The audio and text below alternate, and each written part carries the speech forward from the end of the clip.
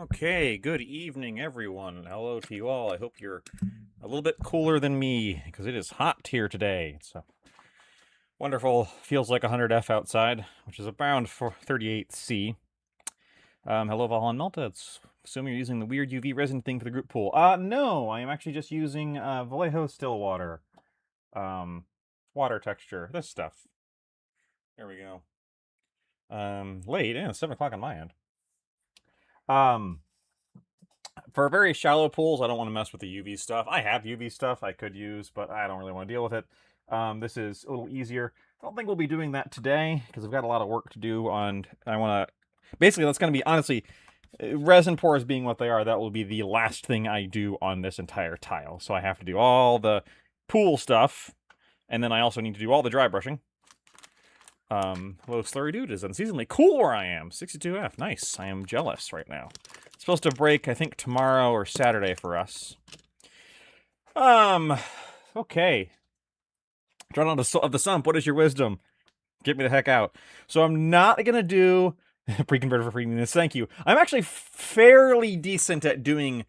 because I work in sciences a lot, I'm actually fairly decent at doing the conversion in my head, because it's multiply by 9, divide by 5, and then add 32. Because Fahrenheit is 9/5 plus 32. 9/5 C plus 32. So I can usually ballpark it pretty close. Although with C, it's a little more important. It was a while, 5 seconds late. I can't believe you treated like that.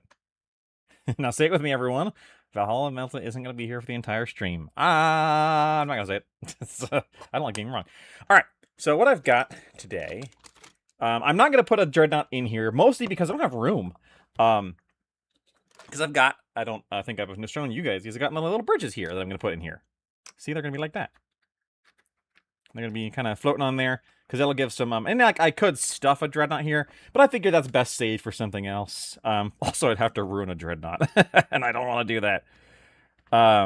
So this will go across here, because this gives it some playability besides just it being a big barrier. If it's just a big barrier, then everyone will just skirt around it, and no one will ever fall into it. I want a bridge to be across, because I want it to save you time to go across, so you can get shot and fall off, especially if you're a squat.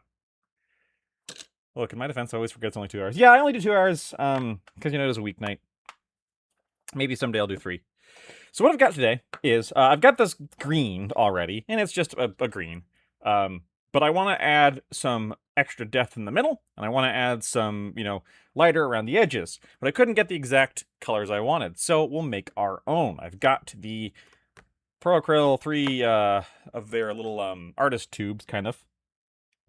These are great for mixing, because they tend to keep their color when you mix them. So I've got the base green, which is kind of what you see now. The yellow to mix in for the light, and then Payne's gray to mix in for the dark shadow in the middle. But first, let's do another coat of the green over it.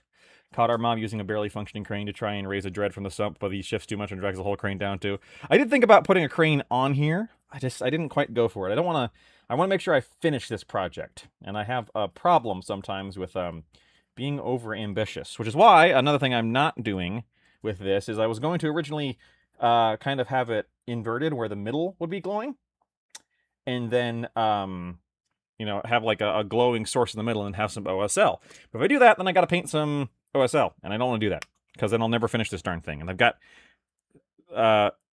9 tiles or 10 tiles to paint for the channel, and 8 tiles to paint that are just mine if I ever get around to those. So, now squats never fail initiative rolls. They're certainly hard to knock around, right? Press X to doubt. So, first let's lay this another coat of green down, just to get that, really get that green that is the mid-tone green, right? Just a pure green pool. Bringing in news, I managed to get everything I wanted from the pre-orders on Saturday. Toucan, the book, and Lovely Ballhound banner. Good! What can do a vendor's gang? Assuming vendor's fine. Even if they don't, I think they'll be pretty easy to port the stats. I have a feeling that the stats themselves won't change that much, or if they do, they won't be modified that much. And, you know, if they don't, you could always just play the old edition. Like, no one's going to come to your house and make you, right? That's one of the things we're really big on is, if you don't like new stuff, don't go to it. It's not a video game. You do not have to update to the latest patch if you don't want to. And I don't know if we will yet or not. We're going to see what we'll get our hands on it.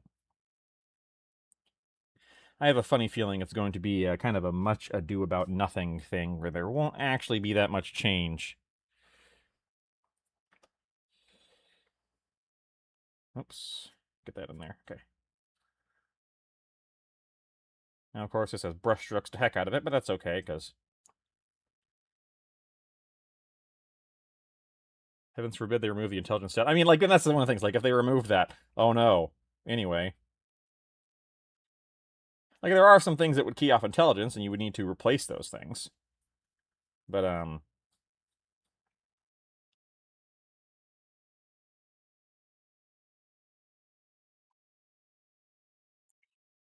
and we'll see. We will see what happens, because it could be nothing. It could be much ado about nothing. Could be drastic, and nothing else works, and then you'd have to make the hard choice of, like, well, what version is my group going to play into? You know, all I got will gripe about in the world till the world falls down about all the missed opportunities of what they could do.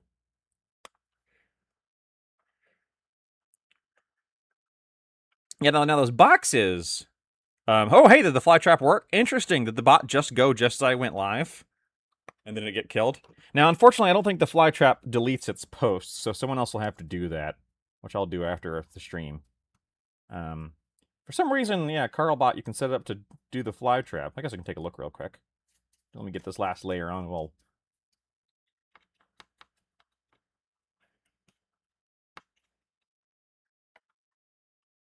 okay, so that's our base green we're starting with, which is a very, very, very green, right? Like a very cartoon green.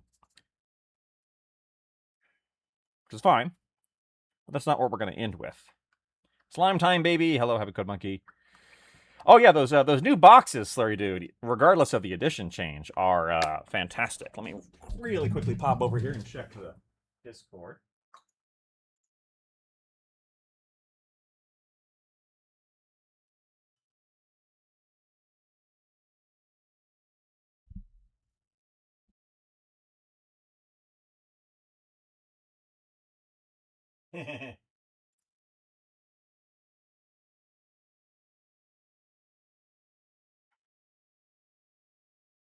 Fly trap at the top, so it's the first channel I post on. I can actually do that real quick.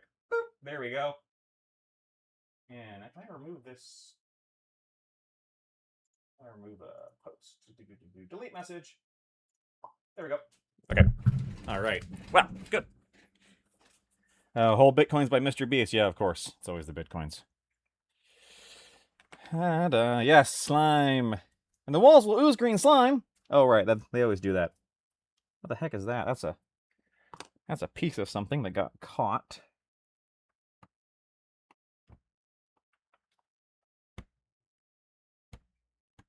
Oh, that's a piece of oh,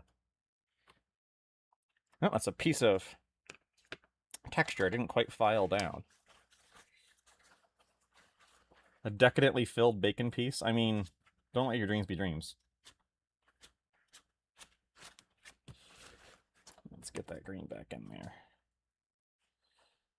But anyway, we were talking about. Oh yeah, those regardless of the edition change, whatever happens with that, those boxes, assuming they are appropriately priced, which we will see, are an excellent opportunity to get into any gang.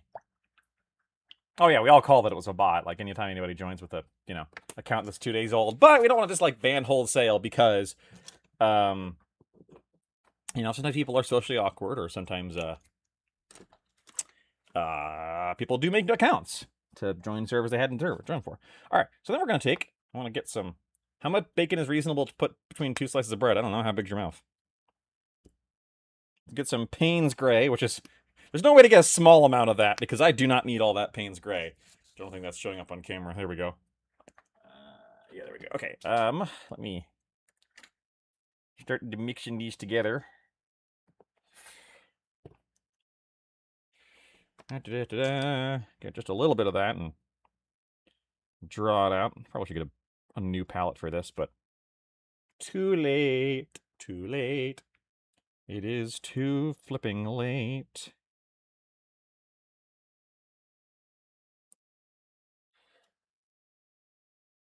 There we go. Payne's Gray, if you don't know it, is the universal shadow color, meaning you can use it to shade almost anything. It's named after Bob Payne, a man with a lot of shadows. No, I don't know. I forget who's it's named after. But anyway, we got that nice dark green.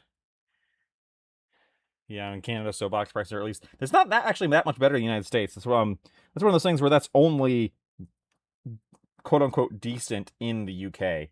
And even then, it's, it's still Warhammer prices. Okay, so we're going to get... Now, of course, later we're going to have to wet blend the edges of this, but for right now, we're just kind of getting a nice... roughly the shape of our circle. 2 pounds from Valhalla Melta. Sacrificial funds for the content machine. Thank you, Valhalla Melta, as always.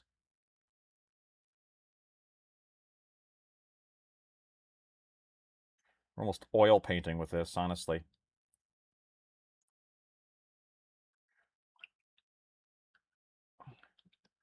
Total War Warhammer 3, one of my favorite games. A game that...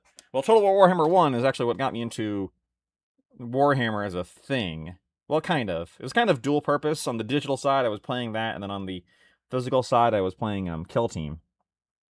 The combination of those two things is like, wow, I should go look into Warhammer. And then, of course, the old world didn't exist. It's interesting to think would I have gotten into the old world if it did exist back then. I probably would have tried it. Probably would have bounced off of it. So I got into Age of Sigmar. But yes, a game that I have many thousands of hours into. Less so nowadays because I try to paint more than I play video games, but it doesn't always work, as evidenced by my satisfactory gaming lately.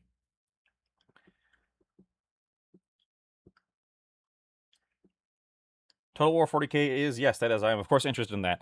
What I'll probably do, though, is kind of wait for them to fix it a little bit, because unfortunately CA always kind of has a track record where it's like stuff comes out, and it's fine, but if you wait a bit, you get a better version. Which is kind of a shame, but, we only have so much time. Yeah, I need to get a new palette.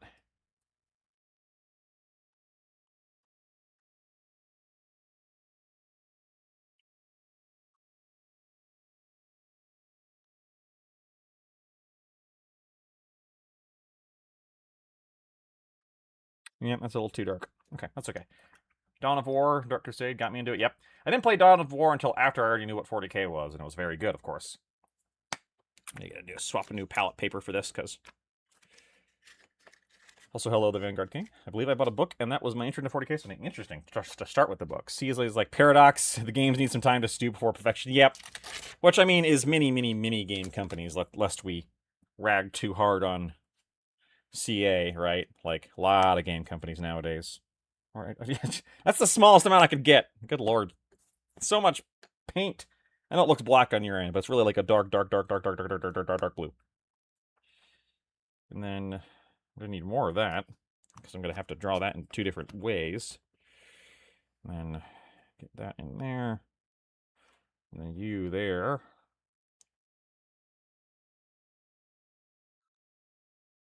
I've never been good at mixing paint, but of course we only get better by doing, right? So...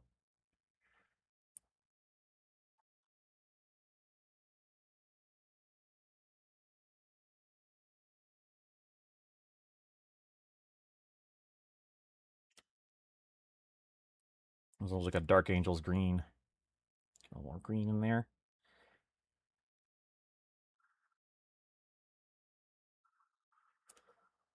I've been playing the Dawn of War 1 remake, and it has been very good.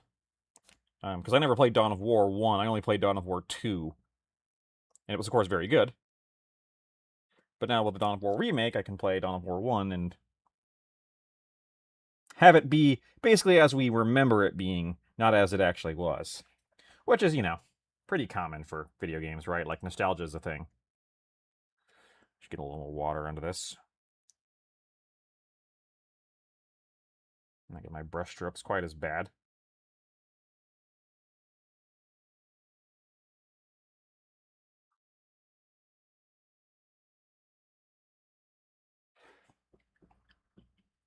Finally drag kicking and screaming into playing Lorcana. Competitive S, well, good luck with your event. I never really played much in the way of any CCGs or TCGs. I have a Magic deck somewhere, a pre-built one that I never actually put much effort into because, just at the end of the day, it's just not my game style, which is fine. Nothing against it. Certainly not going to throw shade at it, not being a Warhammer player. Alright, let's get all this. That's going to take a few layers.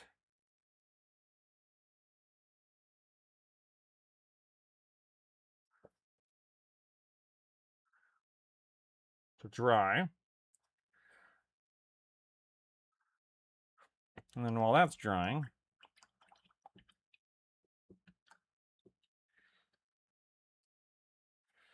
let's get some of our yellow. Where to put my yellow? There it is.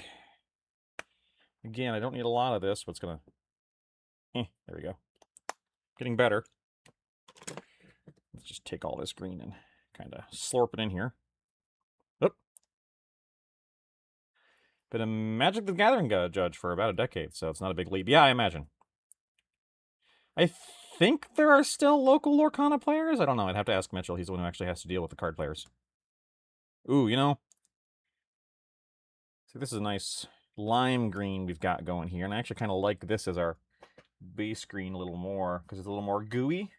Yeah, let's do a nice broad application of that.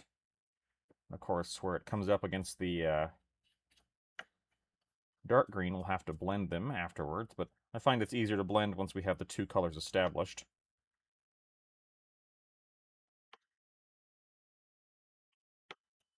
Personally, anyway.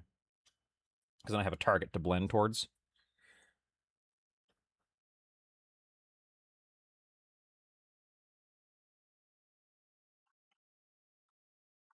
Of course, the problem with the yellow is not going to be adding to the opacity much.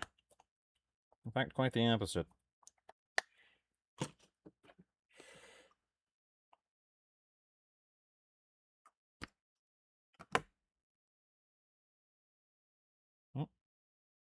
Get in there. There we go.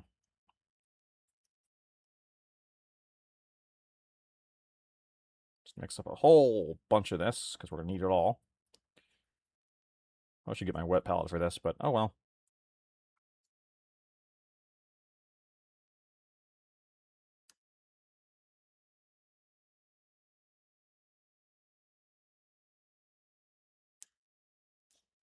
Oops.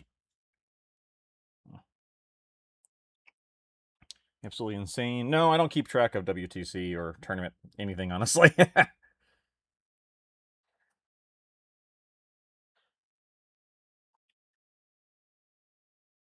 Because I am a scrub.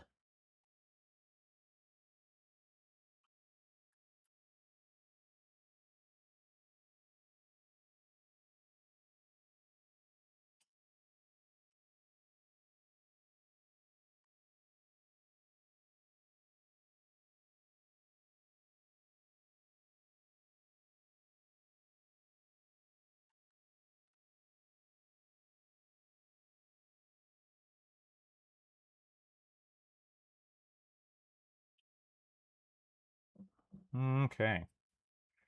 So after we use a little bit of water to smooth out all our brush strokes, which there are many, do another coat of that in the middle.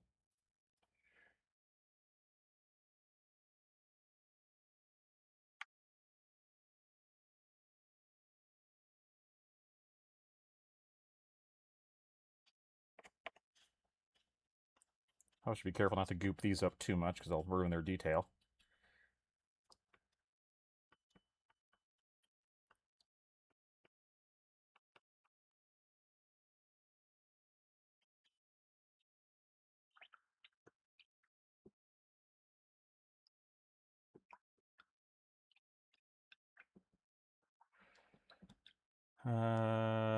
Transports will let you dismount advance or advancing, force you to dismount using the rules for when your transport explodes. I can see the logic to that, because it is a very powerful rule that, like, everything in Games Workshop, and not even Games Workshop, I shouldn't post this purely on them, everything in game design is cyclical.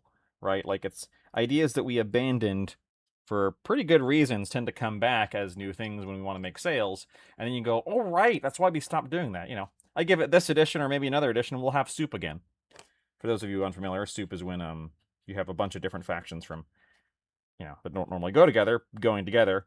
And it's a problem because you just take the best thing from every faction, and then that actually, you would think, oh, lots of different factions, so that means my variety is increased. But what happens is, if you want to play to, you know, even if not competitively, you will not get your butt kicked. Eventually, you have to play where you are just taking the best from every single faction, and it actually reduces the variety that you can field because you have to play, well, you know, you don't ever have to deal with the pros and cons of your faction, you just take something that does it better.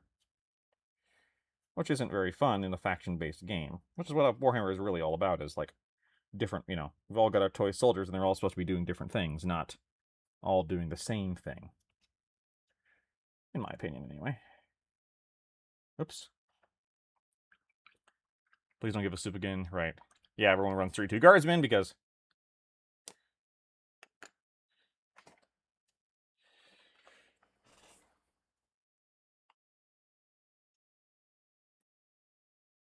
And then we'll make some darker green in here and some water in there.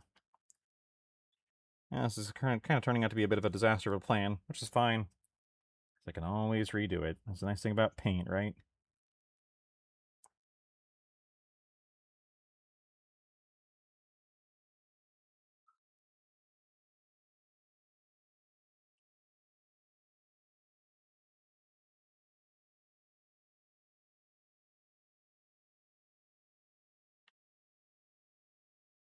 Other problems I can't really see. I want Quinn to get taken back out of codices. Yeah, I think a lot of people would like those smaller factions to have their own codices again because they don't get punished for their ability to bring it.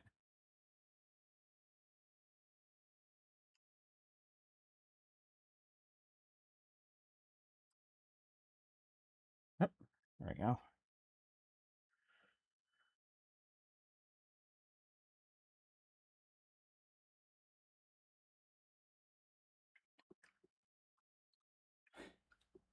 Guard conscripts could come back. Who doesn't want to run 1,000 guardsmen and nothing else? Me. I don't.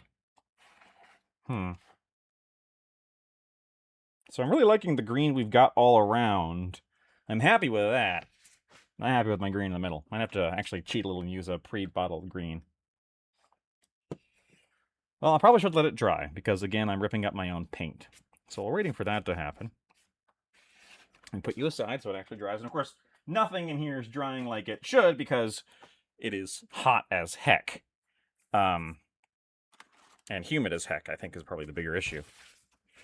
Let me clear off my table a little bit. Get you set aside. Grab the other terrain I'm working on, which is the... where'd you go? There you are. Found it! Alright, so we've got this piece, which is mostly done. Or at least the tile is mostly done. What's not done... I'm focused on paint until the moment because guardless is torture. Yep, and that often is the case with guards, so... I'm just going to build a fluff list and then throw them at the enemy and see what happens, and then there's probably just one guy at the shop that I won't play with, because he'll always be playing the or the win-at-all-cost stuff, and I'll call him what he is, and he won't want to play with me, and then we'll move on. Alright. I might need to change my waters, because both of these look like gack. 50 crowd scripts could fire 200 shots in one shooting phase if the stars aligned. So, I need to do the actual walls here, right? Because... there we go. I'm gonna have to doing this on camera. I might actually not end up doing this today because it might actually not show up on camera well, and that wouldn't be very fun. I do other things I could paint because I finally got to prime all my kit bashes, or at least most of them. So I got little her right here. Let me zoom in on her. There you go. So I've got her with a plasma gun. Ba-bam. My death cultist. There we go. No, that's not in focus at all. There we go. Yeah, I mean, the fluff list will feel terrible, but yeah. If you're playing with other people who are appropriately minded, you won't have a bad time. Not really, anyway. Now, I didn't glue these in, so I could remove them at my leisure. Alright, so... This is going to be a dark ivory, and we're actually going to kind of do a little bit of dry brushing. Kind of a dry brush stipple thing going on here. Give me my dry brush.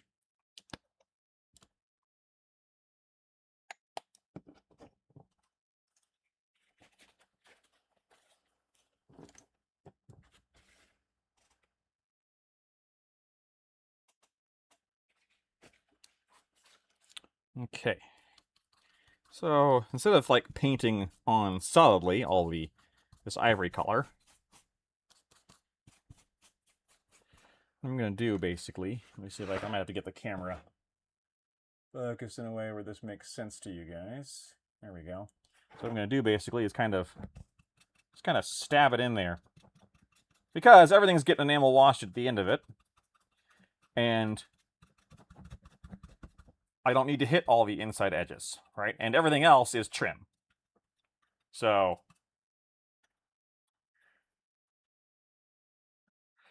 now, you do want to be thorough and get up to the edges, but this is going to be basically, trying to do this by brush would be an absolute nightmare. So we're not going to. We're going to stabby, stabby, stab. This is less dry brushing, way more stippling and over brushing.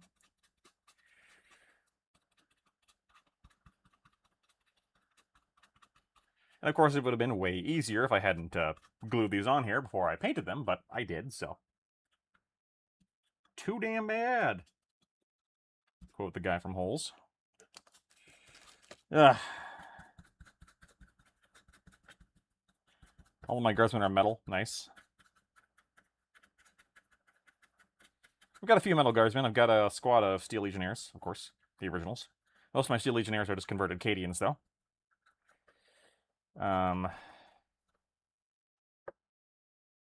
Bashing the Armenians in Necromunda. Old Basilisks make a decent transport. Yeah, I can see that. Sorry, I know I'm kind of having a trouble being on camera here. I might switch to something a little more interesting for you guys.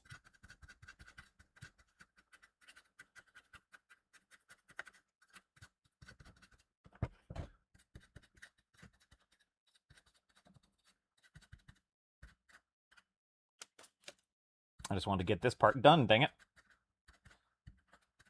But I might switch to something a little more weird. No price for guessing what your guardsmen are? Destroyans. It starts with a V, right? Ooh, I should move that so I don't squish my own models. Actually, I should look up a picture to make sure I'm coloring these the right way.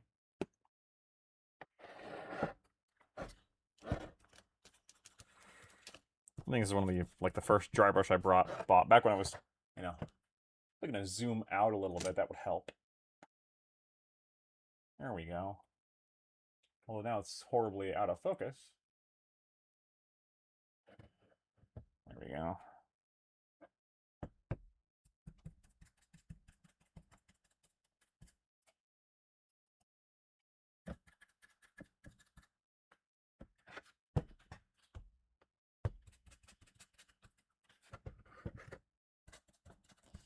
Da-da-da.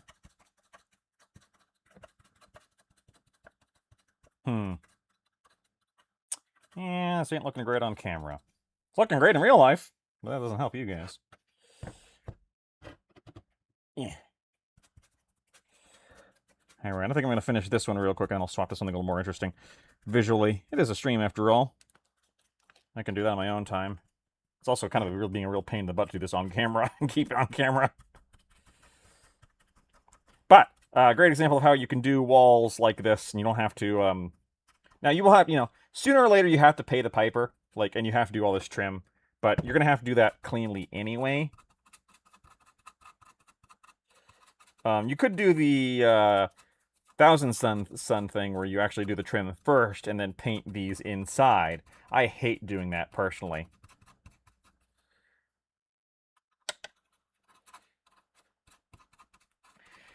Well, thankfully I have a whole bunch of guard to paint, because I have like one unit of completed guard. So I have a lot of guard to paint for them to get unscrewed. Although, I'm going to be very honest with you, being a guard player for a while. Stream is listed for his Hangout, so it's time.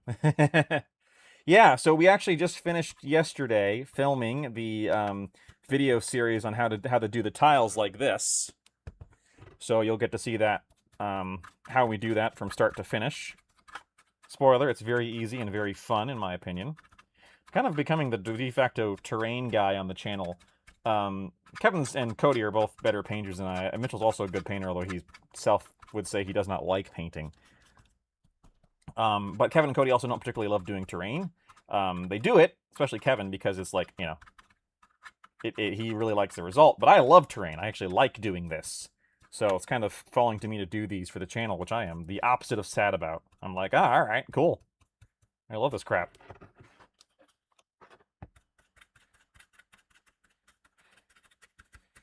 In another life, or possibly later in this life, we'll see how it turns out. I could definitely end up being a model railroad guy. Just making all those realistic terrain pieces. The only problem is I like sci-fi and fantasy stuff too much, so my model railroad would almost undoubtedly have a lot of dwarves, elves, and other crap in there.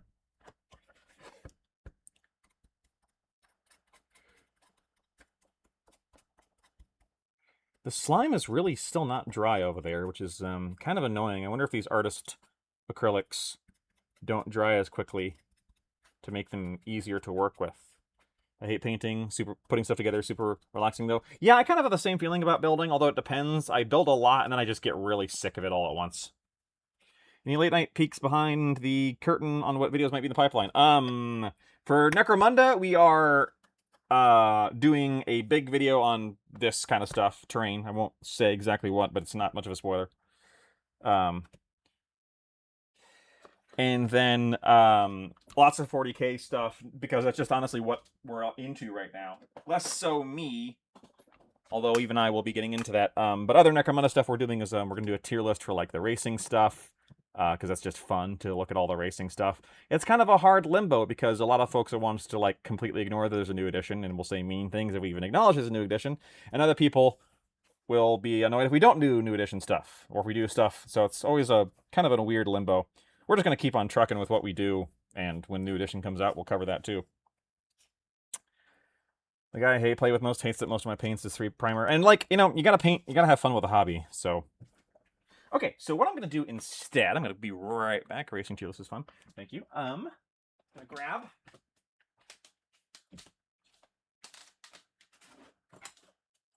a couple pieces here.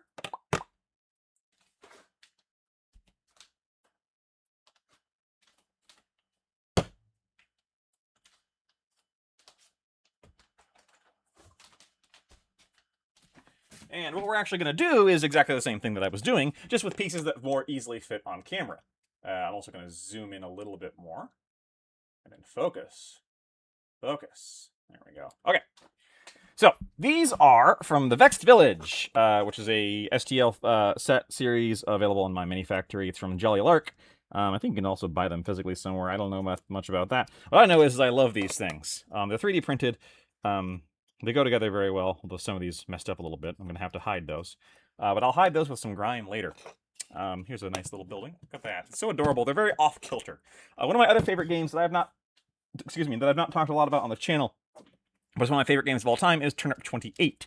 And I'll be using these as Turnip 28 terrain. So we're going to do basically what we were just doing. Now these I primed them brown, and then I primed them this color for, like, you know, beige, for lack of a term, and I'm just going to take my dry brush, and we're just going to basically stipple the absolute bejesus out of them with a dark ivory. If I'm smart, actually, I should probably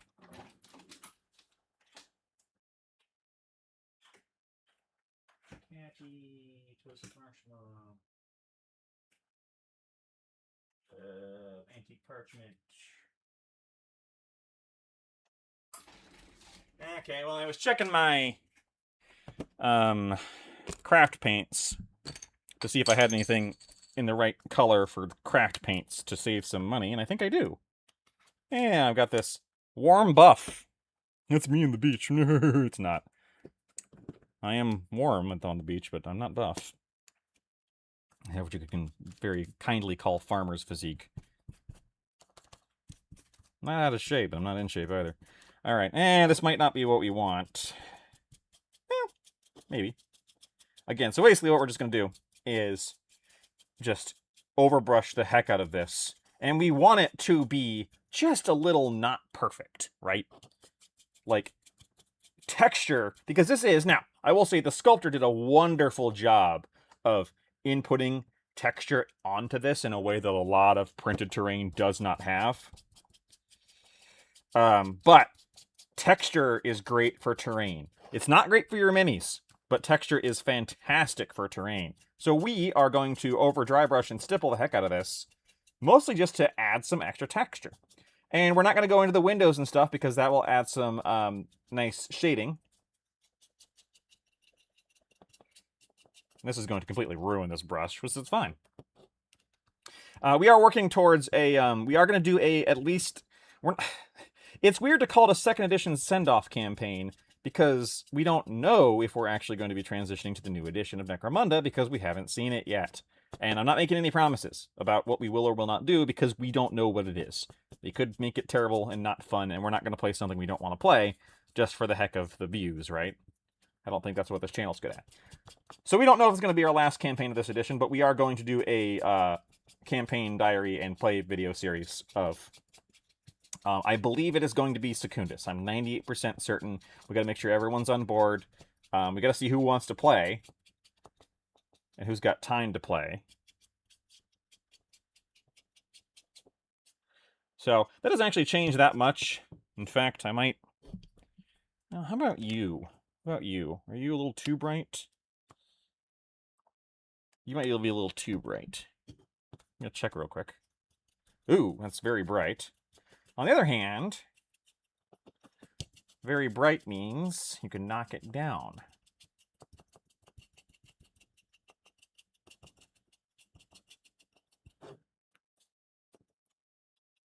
Yeah, actually, I like that better. Okay, well, that answers our question. So I'm using this antique parchment from Apple Barrel. Woo! Apple Barrel. And I am just going to ruin this brush. This very ruined brush already. You could purely stipple it on there if you wanted to go for maximum texture. I'm mostly just overbrushing it. But that'll leave, like, you know, shadows in the windows. I'm looking for some printable stuff for Necromunda, but the stuff I'm finding is either super boring or massive over-designed. Over-designed terrain is a really big problem with 3D printing. Not just terrain, over-designed miniatures is a huge problem in the printing world.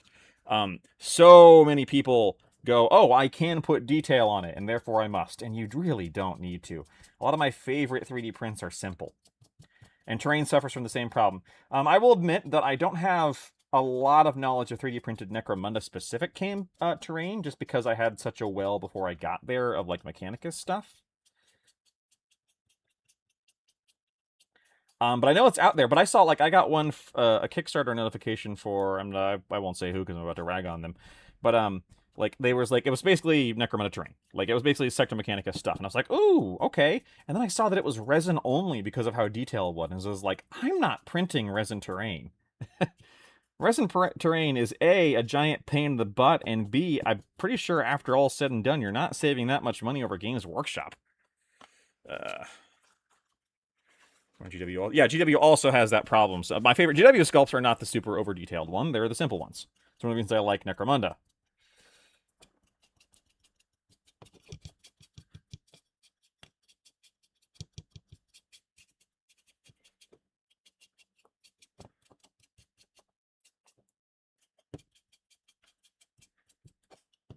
So now we have multiple layers of different competing textures. This was at one point going to be... This at one point would have been a white stone building, right? And I realize on camera this looks very white. It's kind of an off-white on my screen. It's more like I would call that a marshmallow cream color. Resin sucks for terrain. Absolutely, I don't use resin terrain. I did once. Bad idea. I might use it for, like, the details on some really nice terrain if I want to, but all in general, I'm just going to avoid it. So, yeah. Unfortunately, I've not found any FDM terrain for Necromunda that I really like. I mean, shameless plug, because we work with them, but if you like MDF terrain, you can look for, there's stuff from Lasercraft Workshop, but that's MDF, that's not printable. And that's a different problem. Cheaper than GW, sure, but not cheap. Because it is still, you know.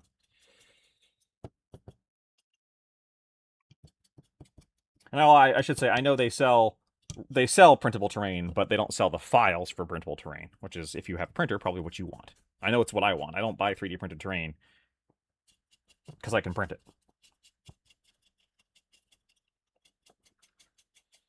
So yeah, at one point, this would have been a white building, but over time and through neglect,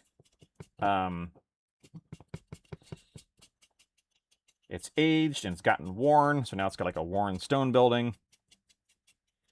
It's dirty. Of course, we'll pick out these pipes, and that'll be a nice copper pipe. Why would you ever do that to yourself? I didn't know any better at one point. It was the one-page rule terrain, and they have some really cool-looking terrain. I think it was the Ratman Castle, and I was like, ooh, I'll print this, and then I saw it was resin printing only, and I was like, oh, okay, I can do that, and then I did it, and it was terrible. And now I hate them. Not really. I don't want to buy their terrain anymore.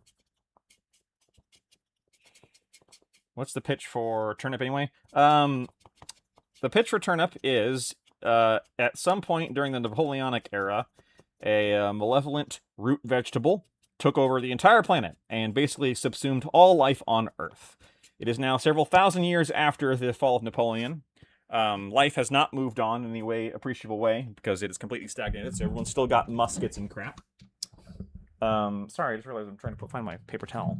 Oh, and eating the root vegetable is functionally all life on Earth. All our animals are kind of root vegetable based, and people have only survived by eating the root vegetable, which has given them delusions of grandeur, so they tend to worship the vegetable in many different forms.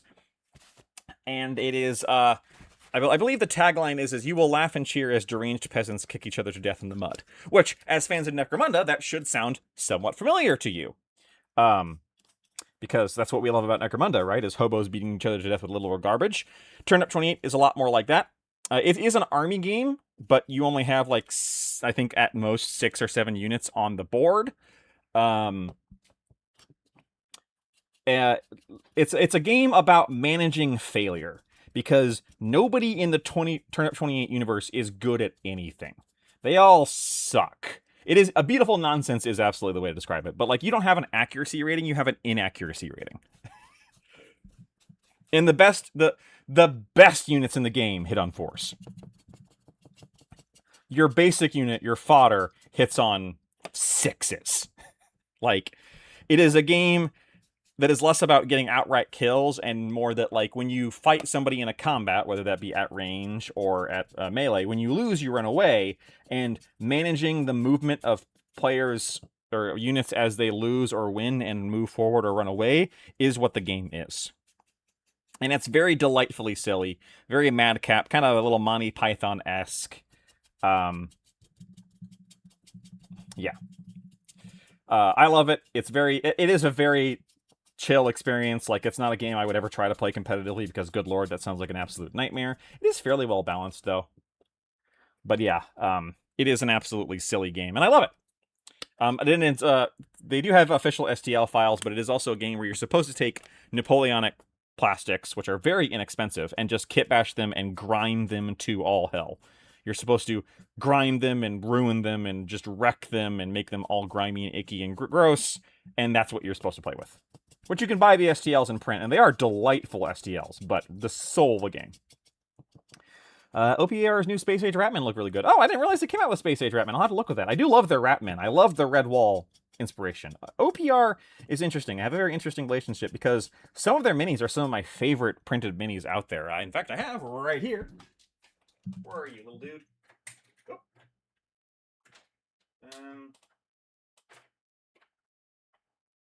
Well, I thought I did. I might have put them away. I had a jackal on my desk because I love their jackals. The OPR jackals are some of my favorite minis. And then other things, and like the Ratmen, who are Redwall Ratmen, right? Like, yeah, clearly they're designed to be used as Skaven in Warhammer or their alternate Warhammer, which is fine, whatever. I'm not the target audience for that, but I still like it. You know, I still love the Ratmen because it's very like, you know, what if the Ratmen were kind of the good guys? They're all Redwall-y and like not actually evil looking and sinister, and I love it. And then other times they have stuff that's just like the most boringly generic things in the entire universe. And I'm like, okay, well, whatever. which is fine, you know. I don't like all of GW's models either, or all of their model ranges either, right? So it would make sense that I wouldn't like all OPR stuff. I don't have any familiarity with the games, so I can't comment on their rules or not. I've not played them, ironically, for one-page rules. But yeah, some of their STLs are delightful, and I love them. I need to paint a Jackal's army at some point. Just haven't gotten around to it. Could probably pay someone to handcraft terrain from hardwood. It would probably be cheaper than GW. I don't know. Not with the cost of wood. I think a theming is so huge for me in scale. I cannot get behind Trench Crusade because the setting and theming does not make me want to play skirmish scale. It makes me want to play grand battles. Yeah, I could see that.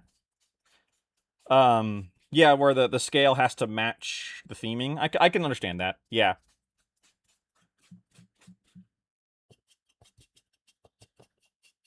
Okay, I think I beat this brush up so much it's not going to play ball anymore until I clean it. So, that's okay. I have backups. We have reserves. Or to put it as a Skaven do, there are many more besides. So let's get that on there. I'd like to try and finish this piece today, just to finally finish something on stream for once.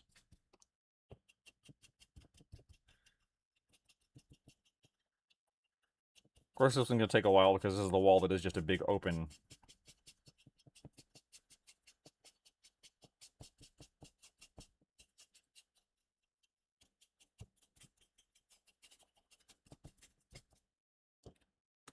But yeah, I expect to see more turnip later because Kevin's also really into turnip.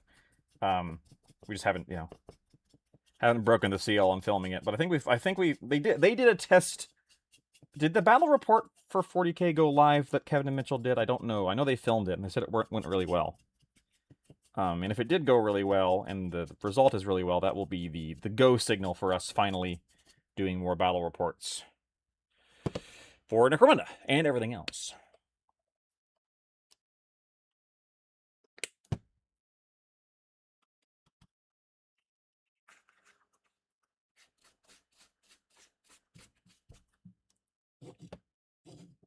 Scrappy gang fights. I wouldn't want to play gang war thing where you run like 30 miles in fight because that's what the scale theme fits. Yeah, I could see both either way. Like, I could definitely have fun with that. Like I said, I'm a little less strict on that, which is fine. Not everybody has to be into everything, right? Not seen a bat rap? Okay, I think it might not have gone up yet. Yeah, they did an 11th edition bat rap.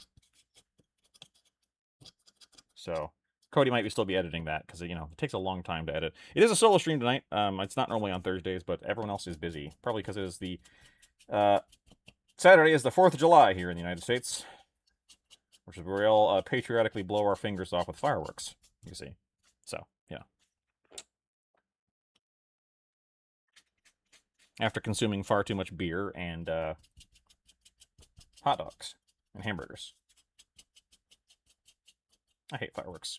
They're loud and annoying. But I do like hot dogs and hamburgers and beer. So I also like, I don't know if you saw it, check out the Reaper minis. They have a special mini for Independence Day, and it's basically the that one Eagle Muppet in a colonial outfit, and I'm probably going to get him. One of these days, you keep me accountable while I sort my chores for bed. I can't keep myself accountable, man. Don't look at me. If you're looking at Miniatures Rundown to get your life together, oh boy, have I got bad news for you. I'm not saying we can't, but I am saying we shouldn't. Just don't ask Kevin about meal prep. Alright, so yeah, lots of really stipply little grossness on here.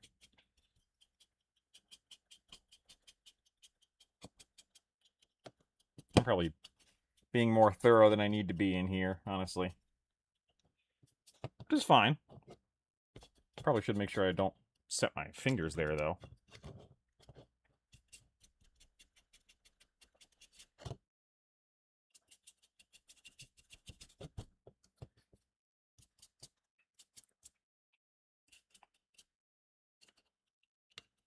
Get in there. Oops. Once again. Just by being a person there. Okay, I see that. It's kind of like keeping yourself accountable for painting challenges by making sure you have a place to post them. That's what I do. That's why I do this. I've had this terrain on my desk for ages, never got around to painting it, but you know what? the painting the tiles thing. I am looking at that slime lake, and it is still wet, and I am now seriously concerned that the humidity in this room is way higher than I thought it was. And there's not a dang thing I can do about that. I can go out and buy a dehumidifier, I guess, and I might have to, because stuff's not drying in the way it should, and I don't. That's actually affecting my life.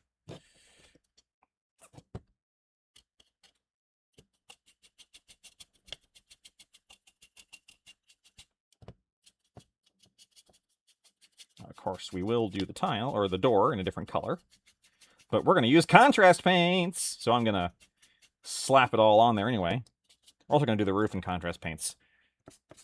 Honestly, I might do Hobby Hangout and voice chat in the Discord more often. I always get meant to do that more, but I always get distracted. But yeah, be the change you wish to see in the world.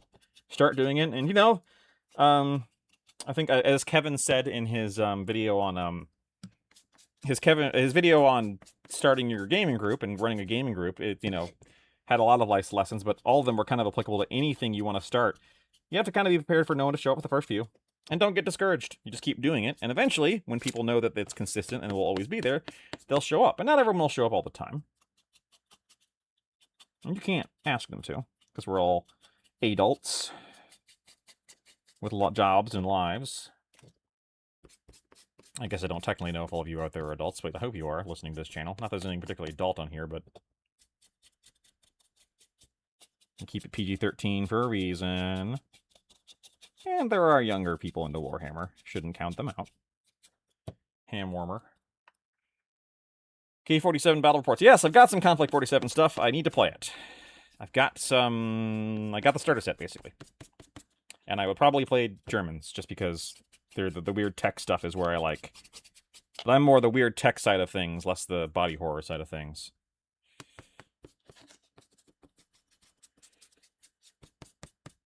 There's a new LGS in Edinburgh, and it's fantastic. Oh, that's good. Congratulations. I do...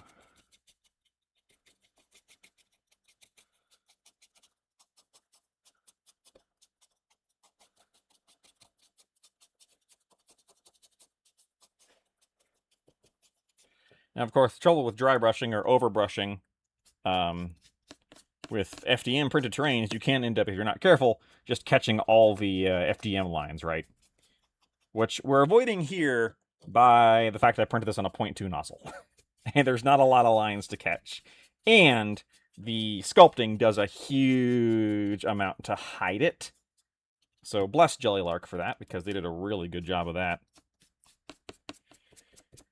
So I'm going to play Gundam TCG. Oh, yeah. We have one of our Necromunda group guys, Sean, is really into Gundam, I think. Or maybe Mitchell played Gundam TCG. I don't know. I have to ask him later.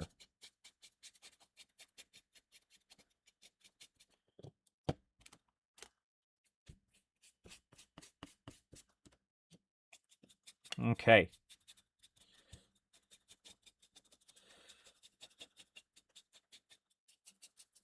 There we go. Probably should have started on the two smaller things for like proof of concept, but oh well. I was just excited to get these finally done. So right now, of course, that doesn't look very good because, you know, it's not done.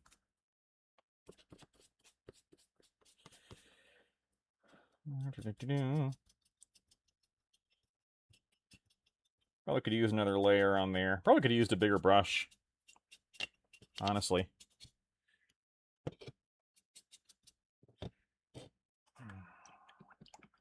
I have to change my water, maybe. Yuck. It is green. It is gack colored indeed. Okay, let's see if we can get some of our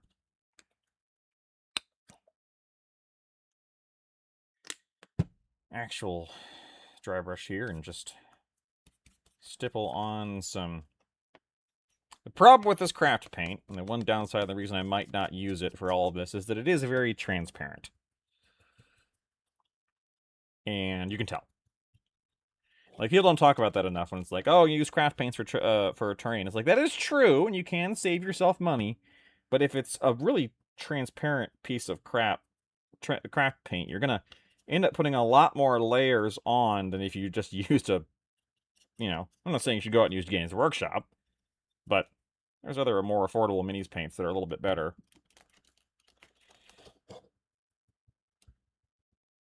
So yeah, we're gonna stipple all that on. Because, you know, stucco buildings like this, that's more or less how they actually do the stucco, is it's kind of stippled on. Or at least it was, traditionally. I think nowadays they have, like, machines for it that create stucco walls.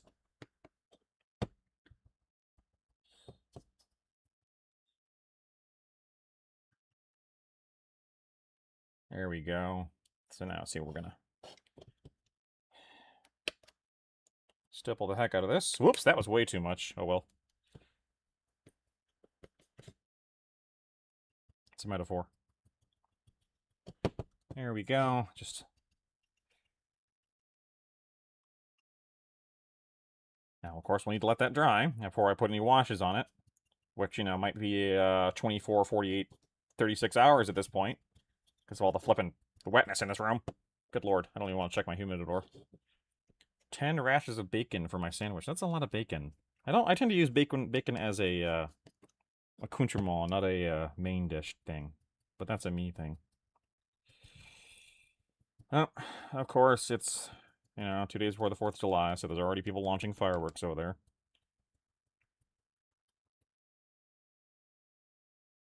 Stipple, stipple, stipple, stipple, stipple, stipple. Stipple everything till you fall down.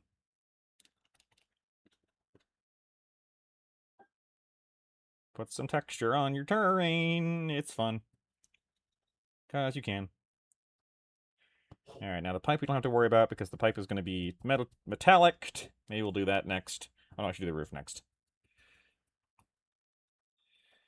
Do-do-do-do-do.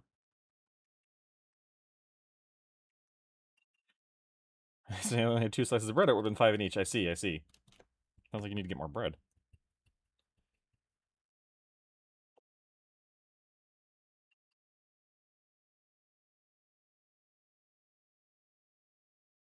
Alright. Now let's do the roof here. Which we're actually going to go back to doing a little more of an actual dry brush. Just kind of want to catch those.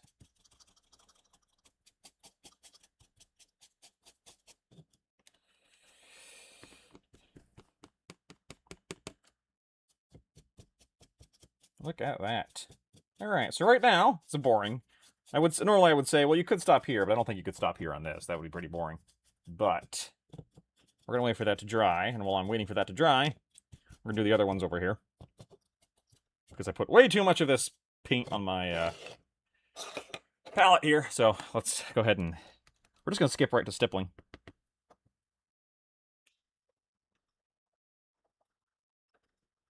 You can tell on this one I primed something, or this is black filament, so it's a little less...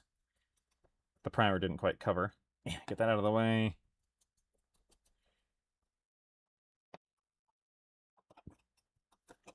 This is some actual ruins.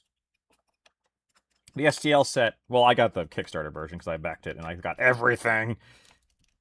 Because I really like this guy's stuff. So, there's ruined versions, and then on normal, this is an unruined version of all the terrain. So, the ruined one, we could grind up a little bit more, but for the universe of Turnip, it, like, part of the, it's very delightfully stupid. So, everything is grimed way too much, right? Like, everything is just way too unlivably dirty. So,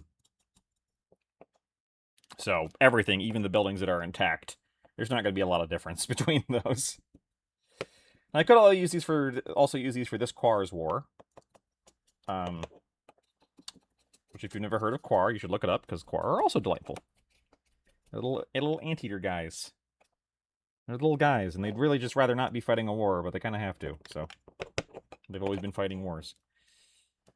And I might have more paint than I have buildings, and I might have to go get another building. That's fine, I've got a whole set! I've got an observatory over here, too.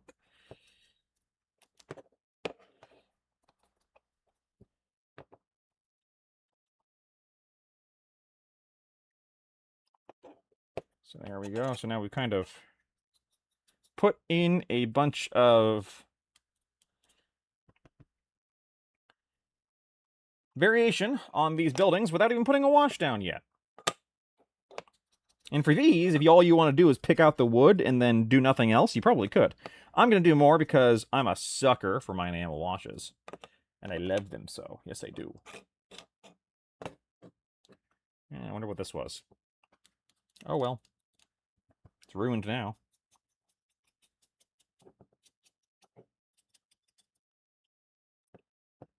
It's wrecked.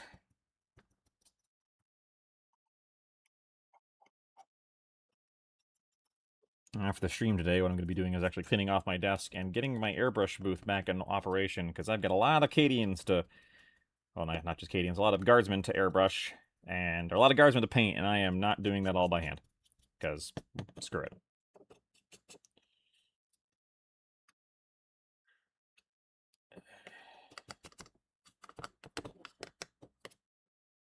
Yeah, some of these are little fuzzies from the printing process that I didn't quite remove when I went to prime these.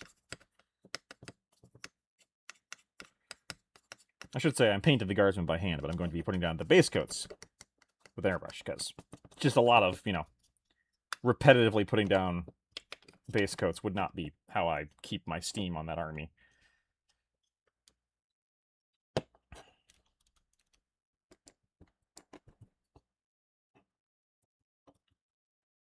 Oh, yeah, it's hot in here. All right.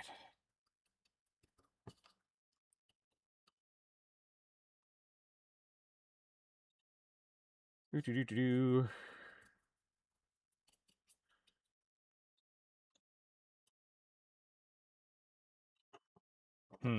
Yeah, this one looks like this piece I either didn't use a lower layer nozzle side or something else happened, so I can kind of see the layer lines on this one a little more. That's okay. We'll grime it up to hide that.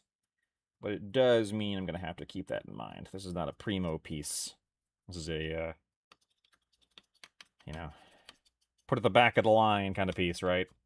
Like you paint your, like when you're playing rank and flank games, you paint the front rank really well, and then everybody else just kind of gets a nice little, like, you know, okay, good job, but I'm not spending as much time on you.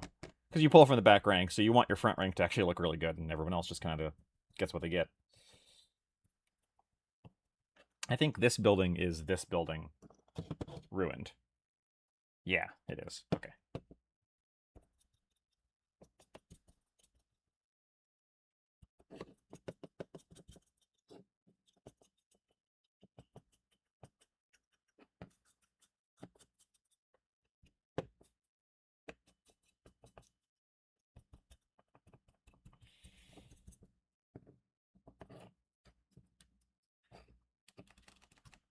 Crime covers a multitude of sins. It does indeed.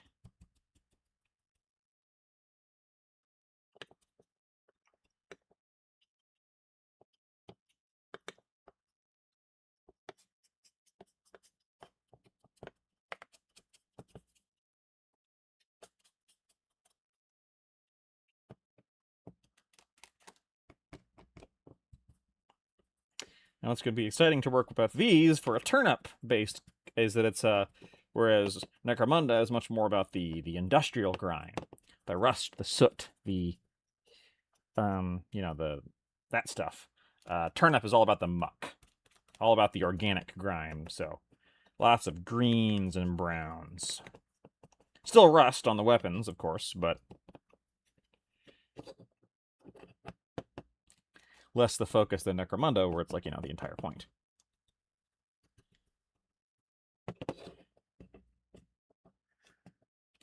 Okay, let's see if I can get in there.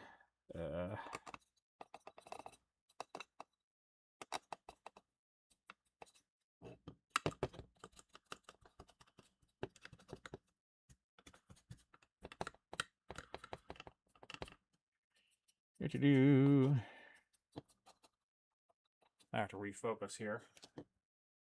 Now lower. Nope. Nope.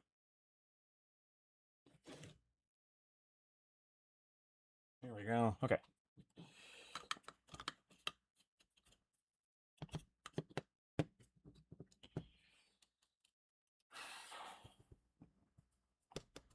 And the mold layer lines are especially bad on this piece, or on this front right here. I'm gonna have to hide the heck out of those. Yeah, I wonder if I just didn't print as a lower layer height, or if I did something else wrong there. Guess I'll find out later.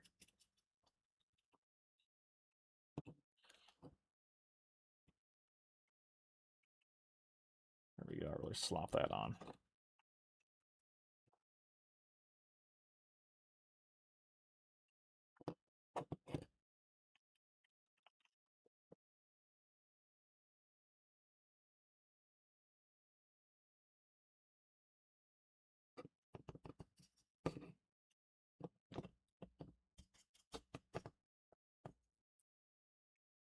Okay, last thing to do is get in the spot I was holding. Alright, there we go. Okay, dry brush, you can rest. Now, let's get my contrast paints out. Need to do... Well, first of all, finish this brush off. I'm going to really quickly change my water because they are comically green. Be right back.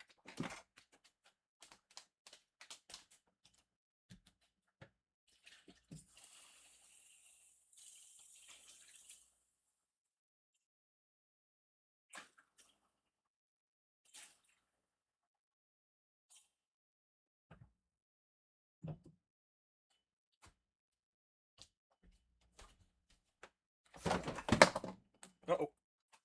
Oh, I just spilled water everywhere, of course. Yo, how late am I? You're about halfway through, Chase. So not too late. Never too late, really. If we were super late, you could just watch the VOD. Alright, well, you're not too late to watch me spill water everywhere. Good heavens. Like a dummy. Oh well. Well, the problem is, if anything I don't catch is not going to dry.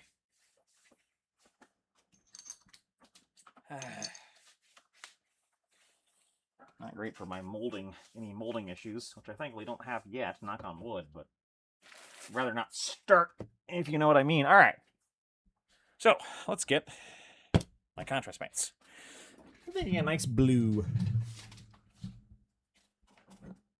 Dude. You see Kellyan green? That's not green. Turn turquoise? Did a really unfair scenario against Asher with my Orlock. I forget the name. You have to wipe out their gang. You get reinforcements. They start with less and don't get reinforcements. And your dead guys become reinforcements. So I'm assuming you won handily?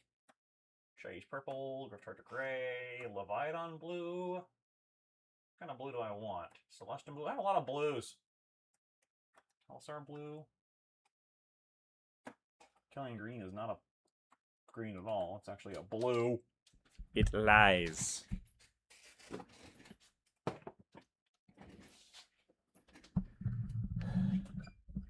I forget.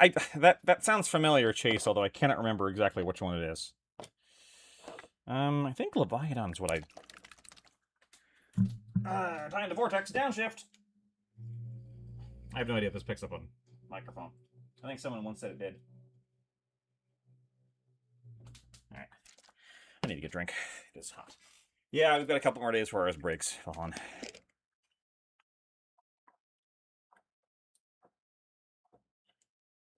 It'll be interesting to see what they do with scenarios in the new edition, because they do call out that they need more, like, balance. And they do. But there's a lot of ways to accomplish that. I don't know. GW is kind of the last person I trust to balance GW games.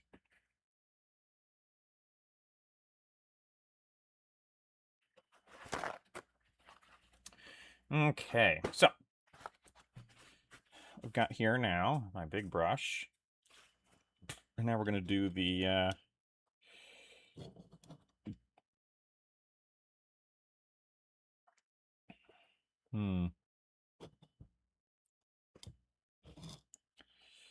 This might be a little too dark, but that's okay.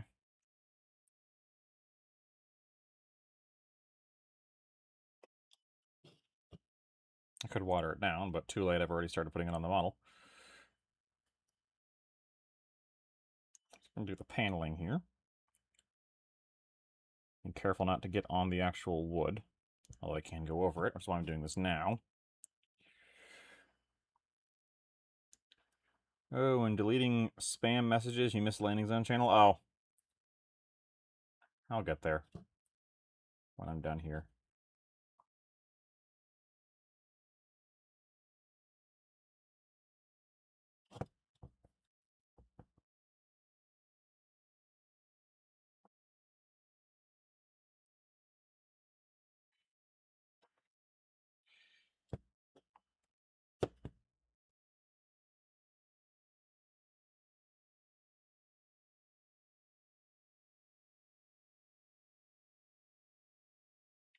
Might have to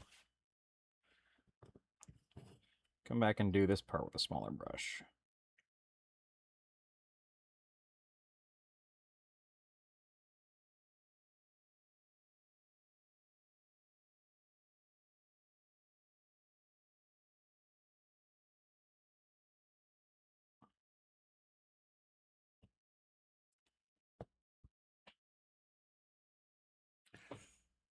Camera, yeah, okay.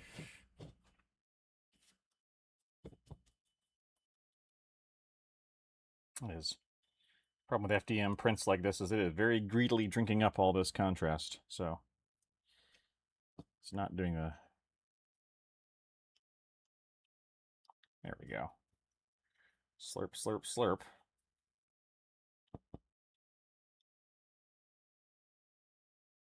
There we go.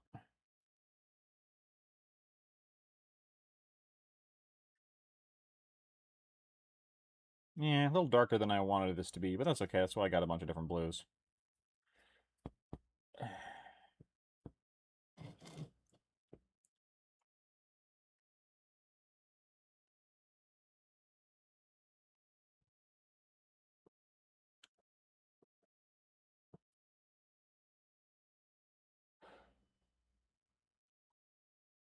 Okay. It's hot over there. It's just thirsty. Yeah. Slurp. There we go. Okay. Mmm. Eh. Of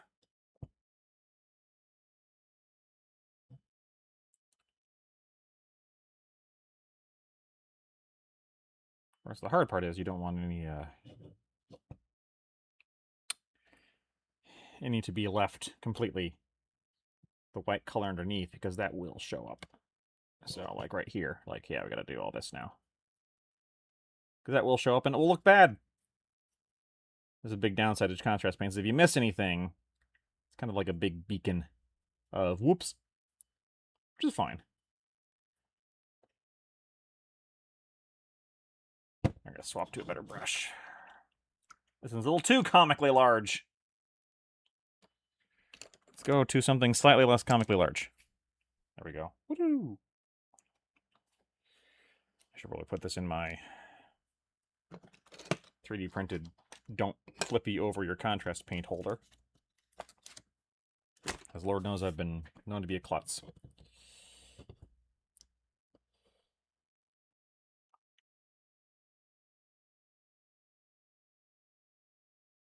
There we go. Slurp in there, slurp in there, slurp in there. Fixing nose heels feels hard because of tide lines. Yeah.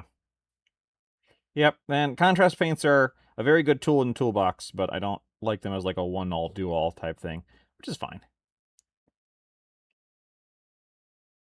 They look better than gray. Even tide marks look better than gray plastic, so never let perfect be the enemy of the good.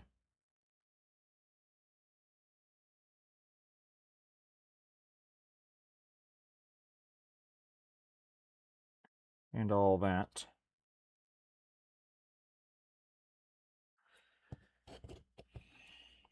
Oops. Wow, that went right up the... Mission is called The Last Stand. Yeah, I think I remember that one. Yeah, that's not a fun one. I think it's supposed to be like an end of campaign one, right? And then that's one of the ones like we always just ignore it for that reason.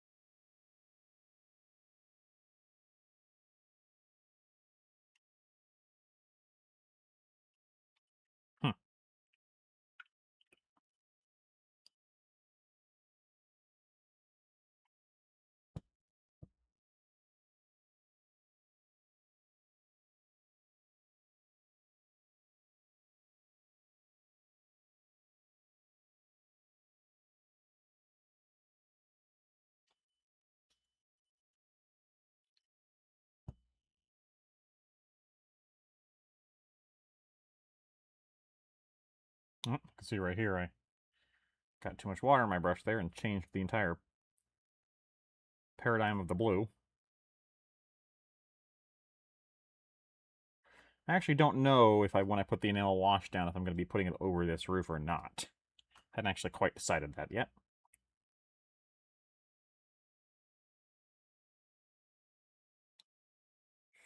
Might not. Might.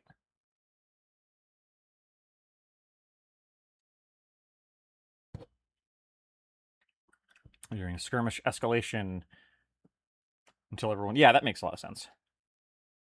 I like them as a tool. It's how I get my Alpha Legion that gorgeous teal color, but they're not an army in a bottle. I mean, they can be. Like, here's the thing. I don't mind them selling it as such. It's certainly not the best way to do it, but it is a way. And for a lot of people who really don't like painting, it's a lot more approachable than the other ways. And I don't want to lock those people out. I think someone mentioned earlier they hated painting, and like for them, contrast paints are way better than like just gray.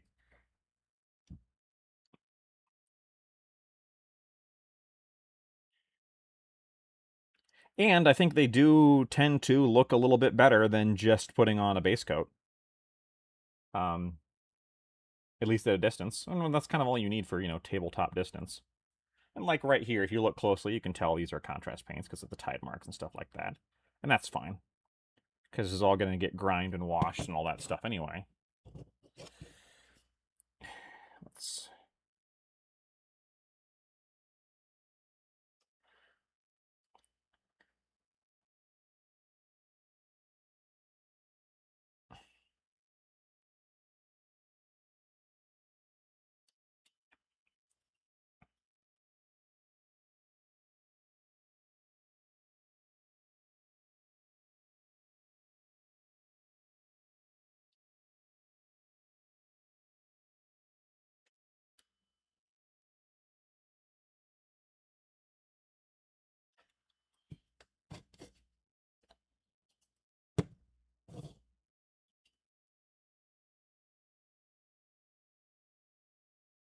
Now, somewhat ironically, Space Marines are one of the worst ones to just try and one coat because the way the armor works, it doesn't work great. But they're still fine. You can still make it work. Speaking of Marines, through a series of... I posted it in the Discord, I think. I don't remember, actually. But through a series of fortunate events, I have been given an old Saturnine box. It's got some pieces missing and it's a little busted up. But I guess I need to pick a Horus Heresy Legion. Probably going to go Salamanders, because I've never done them before. Although I might do Death Guard, because I do like their Heresy scheme. Kind of bone white. And it would be a chance to play with my favorite enamel washes again, at the risk of turning into a one-note painter. But I do like my enamel washes, and I never actually played with them on models much.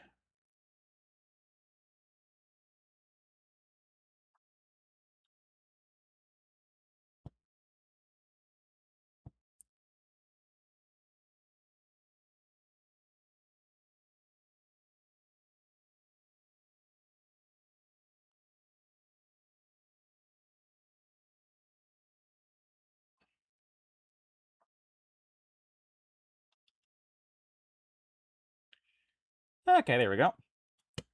There you go. Could put that on the table. Not going to. First of all, I guess I first should probably do this part first. Let me reshake my paint here before I put it back, because this is too dark. I think it was Tarragon Turquoise is the one I actually wanted. Oh, well.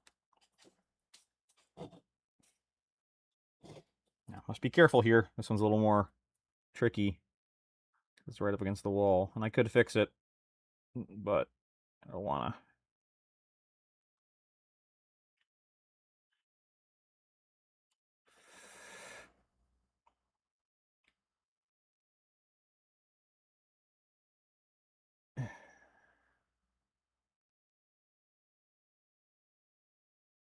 Oop, like that. Quick! Murder it! Ah! Oh, that didn't work as nearly as well as I thought it was going to. It's a problem with FDM as it really absorbs it. Nope, I'll have to fix that manually. Oh well.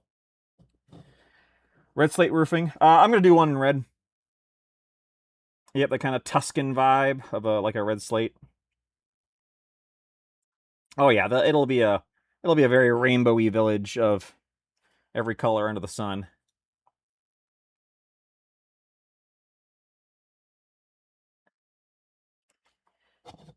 And Turnip 28 is ostensibly somewhere in Europe. It's left purposely vague. The creator likes to joke that America sank under the sea, so it doesn't exist in that universe. But, you know, Napoleonics, so it kind of makes sense for Italian, Mediterranean would be very appropriate for a Napoleonic terrain. Familiar with Balamory? No, I am not familiar with Balamory.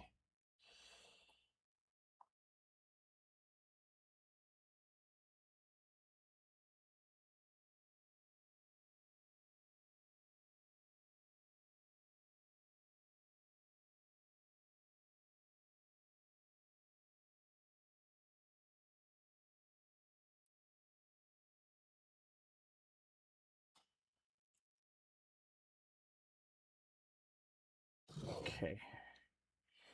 Get the edges here.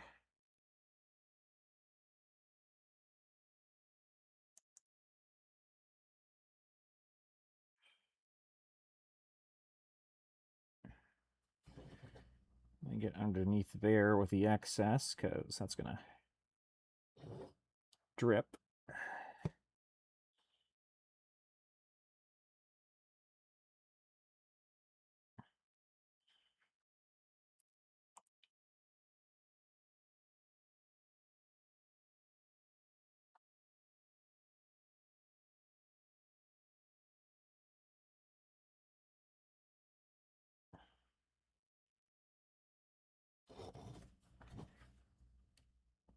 It's an old kid's show.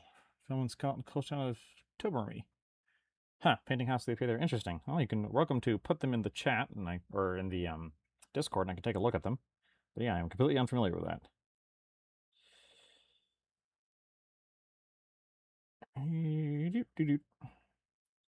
Completely dyed my fingers blue because the capillary reaction of this paint is just driving it right up the bristles, not the ferrule. That's okay, we'll wipe them when we're done. That's the nice thing about contrast paints. Okay. The blue, maybe I've heard of that if it's the town with a lot of different colors. Okay. All right, now let's get some brown for, and I could, I wonder actually. Let's try something a little silly here real quick. We love being a little silly here. I'm gonna get, first off, let's get some,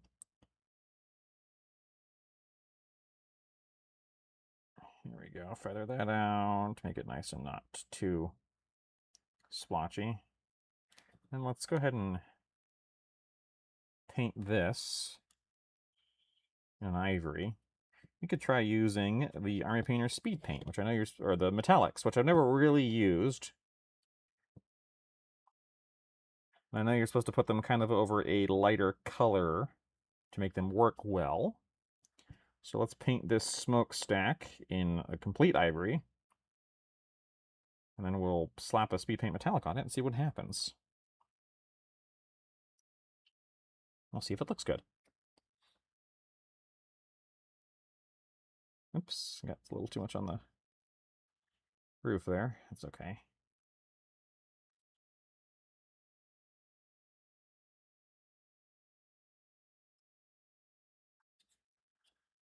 Do-do-do-do.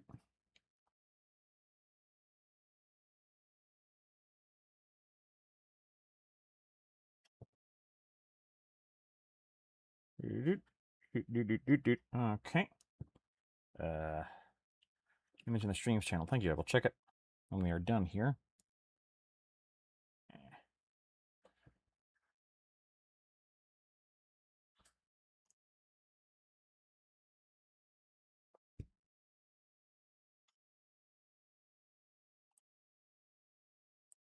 Nope, don't lick it. Okay, here we go. All right, so let's get our door, which I could paint red, but then I want to paint it black. Ah. Yeah. All right. Do I have a brown? Do I have wildwood anymore? Wildwood. Yes, I do. Downshift.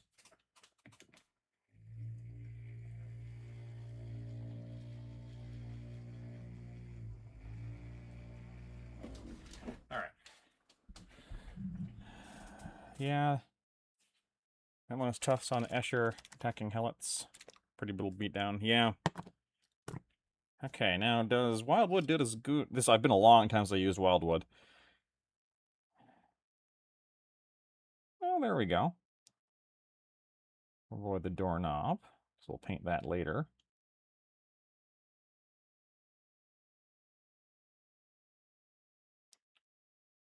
Oops. I have to go back over with some ivory. Because the door's just kind of morphed into the wall here. It doesn't really have a lot of separation. But it's terrain. Screw it, we're not avoiding a doorknob after all.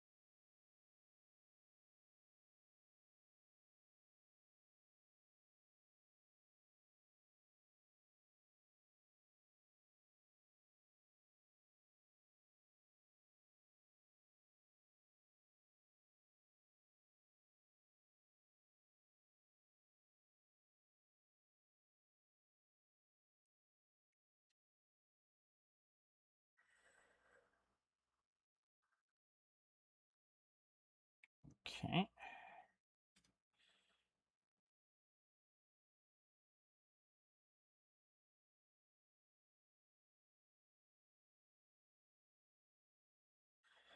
There we go. Not bad, especially for terrain, especially from a distance.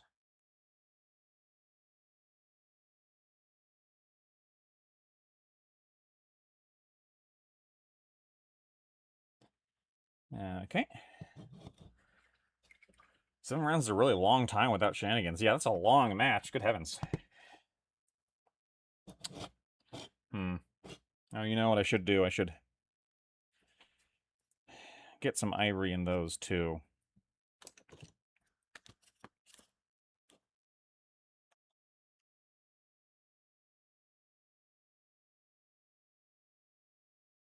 I don't really know about what to do with these holes here, because they're kind of like windows, but they're not really windows.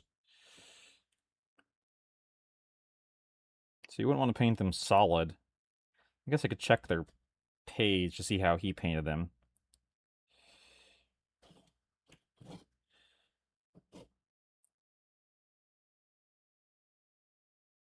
Guess I also need to decide, do I want these to be the color of the roof or the color of the wood?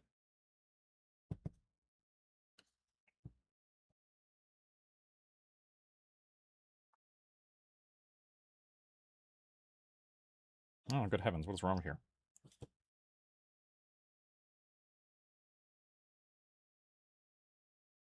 Well, what's wrong is I didn't wait for it to dry. So, what else is new, right? One moment. Check something real quick. Next.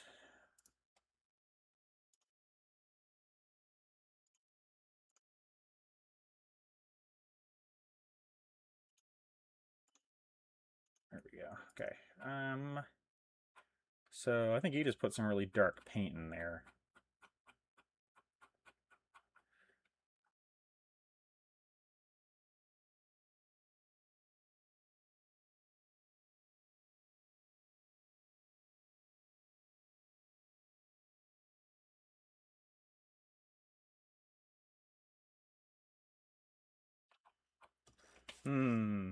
Okay.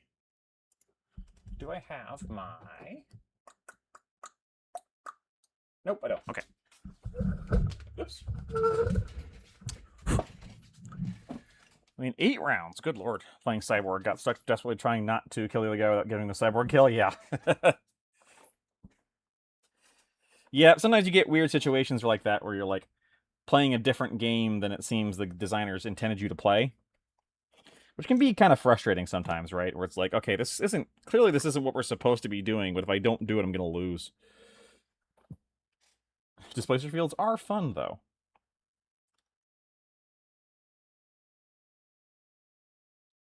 Okay, let's get that there.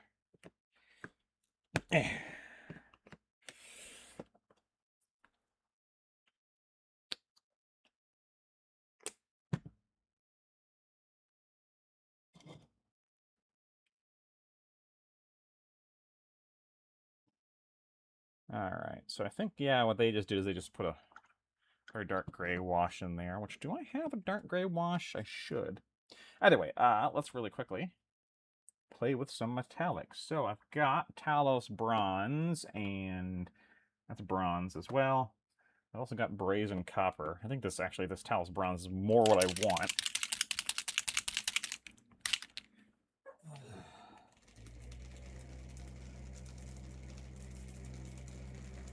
Actually buzz the heck out of these, because these need to be shaken well. Running away from prime charge targets with a Noctigul felt deeply wrong. Yeah. It's like, well, I could kill this, but if I do this, I'm going to lose the game. So I guess I'm not. And you're like, wait, what? What am I? Why? What am I doing with my life? Where did it all go wrong? Cyborg scenario is fun, but it is also very silly. All right, so let's try slapping this on these right here.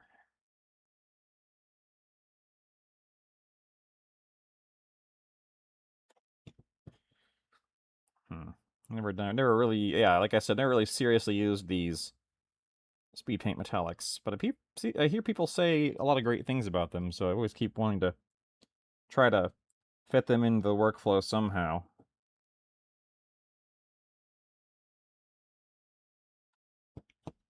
I mean, they definitely go on and cover well.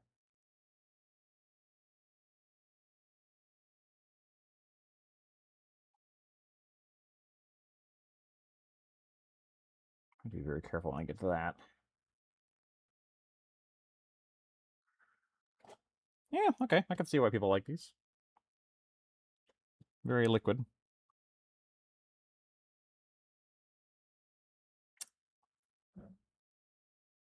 Doesn't really seem like they're doing that much of a contrast thing, at least not on this tube. But granted, I didn't Zenithal prime it.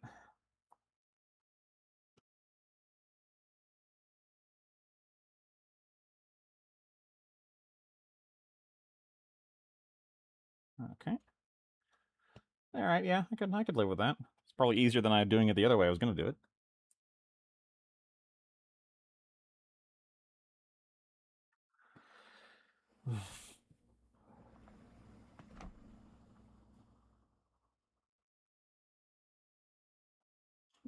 Never been able to give Delok a proper shake, and that is one of my missions in the upcoming. Because I don't even own Delok. Not really.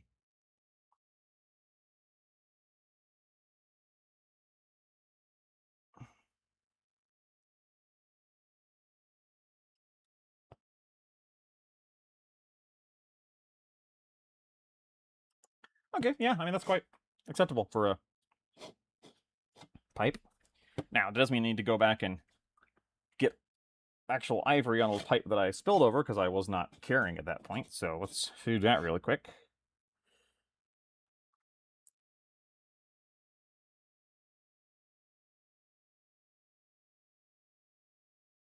There we go.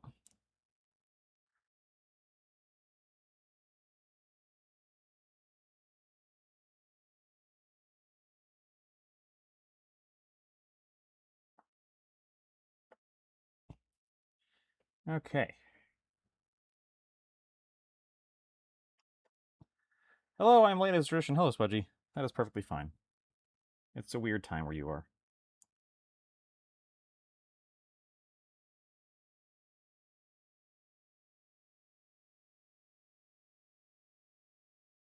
We're painting some buildings for Turnip 28.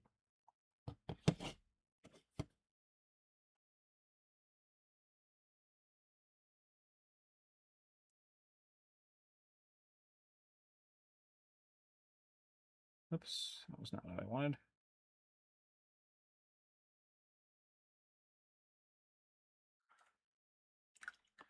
Well, also I was watching football. Fair. 'Tis the season, to be fair. It is. It's kind of the big important football right now. It's the big one. Americans would call it the big game if it was an American game, but it's not, so we ignore it.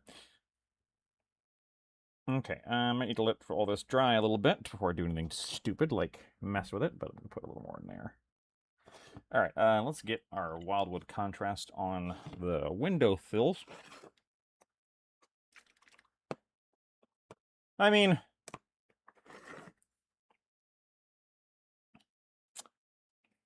oh, Balmoria as far as the reference. Valhalla Malta did explain it to me, and it is in the chat, so I will look, or in the stream chat on the Discord, so I will look at it later.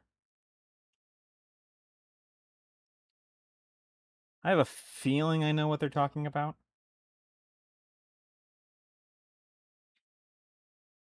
Because it rings a bell. Or that might just ring a bell because of Balmora from Star Wars The Old Republic.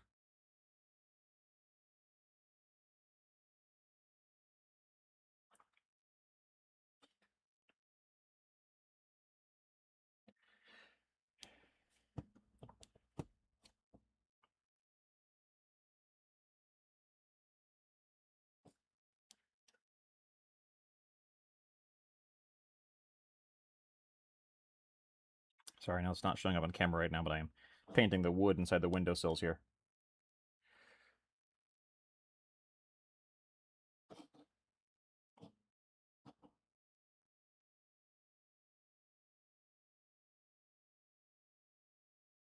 I'll never feel like you have to stick around for the whole time, believe me. It's my job. Yep, there we go.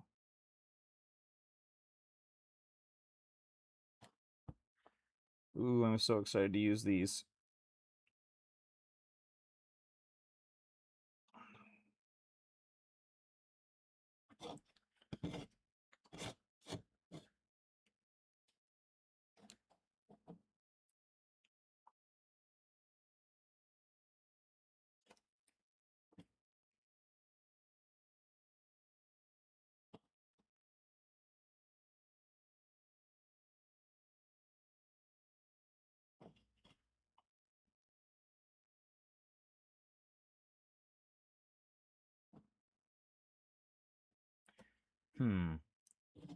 Balmoral Castle is Scotland. Okay. Or is it Ireland?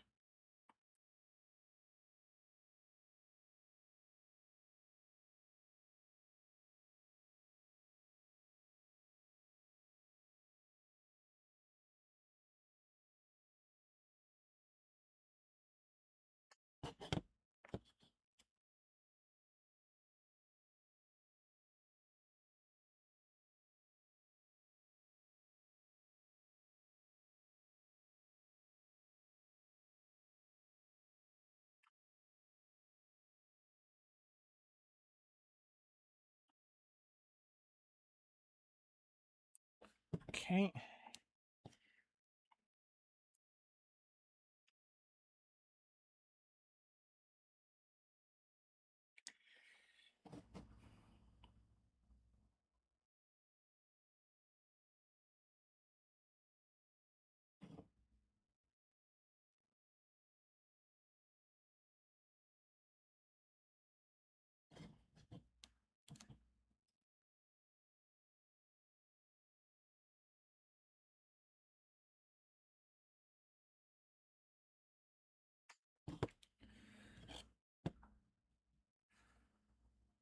Yes, of course, is always the hardest part. Being exacting with contrast paints. Oops. Well, he says he completely butters it. But that's okay. Oops. Oh, what's less okay is putting your finger there. I'll redo that. Yeah, there we go. All right.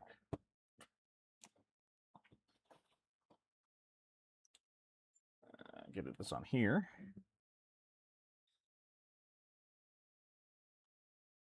As always, just as with minis and terrain,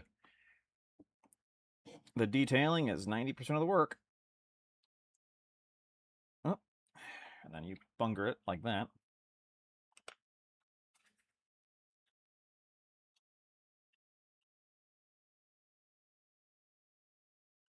Oops, I get it off there.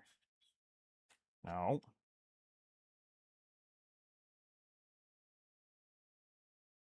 It'll come out. Okay.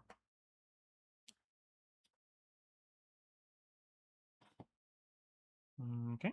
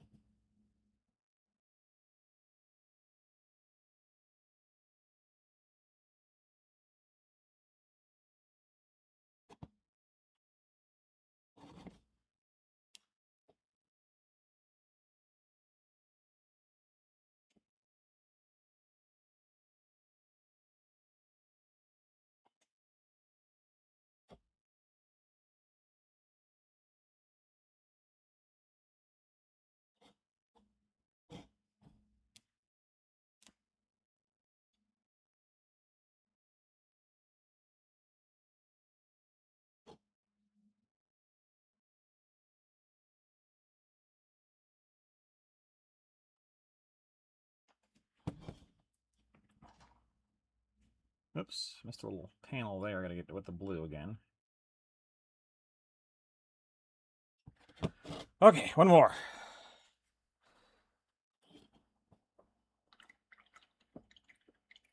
Since there's no vision arc template. I mean, yeah, I've never used one. I mean, the dice are high dwarf, so it might just be a Photoshop, and that is very possible. But it's also all we have, so of course that's what we and everybody else is going to go off of, because, you know.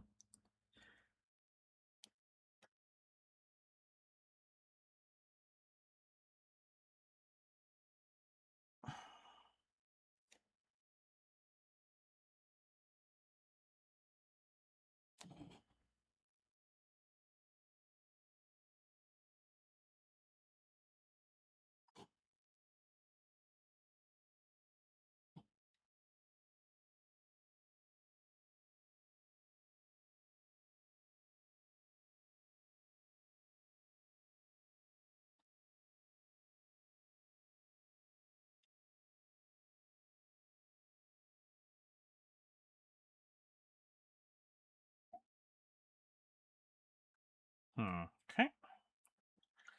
Pinch of salt. Yeah, everything is pinch of salt, unfortunately, which is less fun. Get that blue out and fix this before I forget. There's a... Where was it? There it was, right here. There we go. Okay. So got all the window sills. Right now, this is looking like a very, very nice house, right? I could leave it like that. Let me... You don't have to.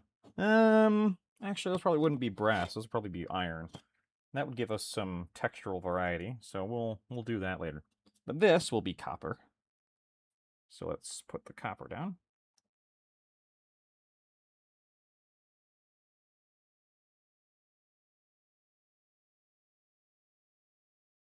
Of course, I didn't support the pipe here, so I did a horrible job of... But that's okay. We'll paint that with some, like, lichen or something like that to make it look like it's not just printer goop at the bottom there. Plus, you don't really notice it.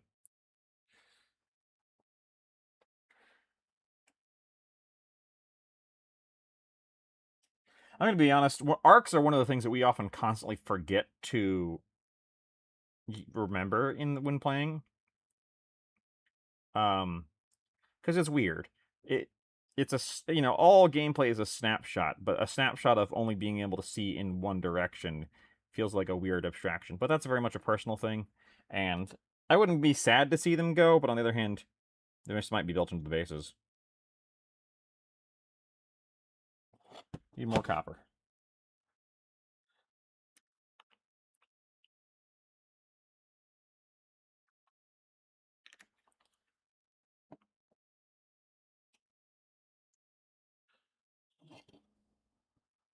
Yeah, arcs for Overwatch are that's actually very big limiting factor on Overwatch, right? Which is the arcs, because otherwise Overwatch is even more obscenely powerful than it already is.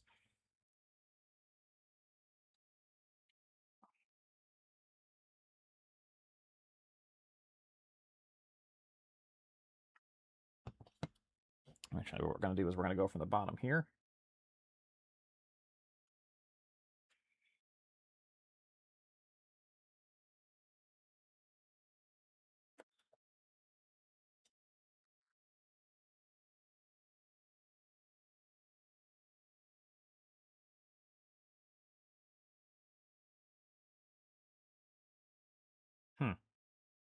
I wonder if this didn't... I should have shaken this more, because this is being very pinkish copper right now, which is not what I wanted. I have to reshake that and redo it. Reckless. It matters. Overwatch, Reckless. But it does matter. Like, arcs do matter. So, but they're also something oft forgotten. Oh, son of a... No, the reason it's a different color, Josh, is because you're putting down a different color. Because I was using copper instead of the bronze. Oh, well.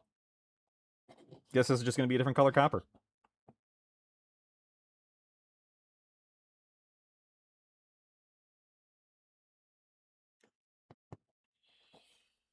Ay, ay, ay.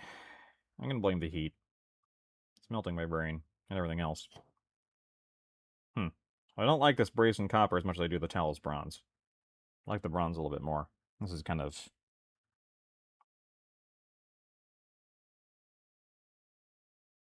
not as good, in my opinion.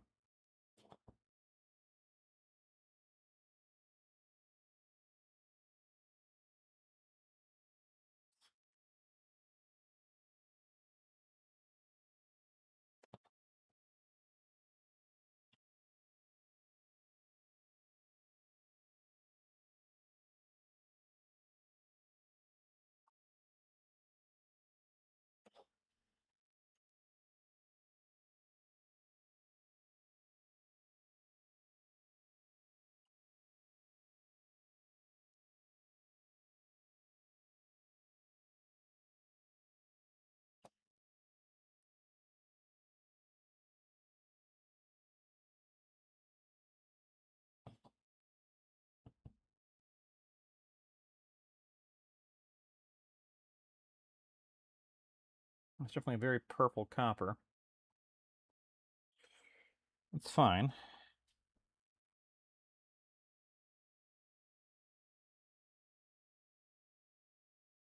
Well, I also don't think I'll be using it again.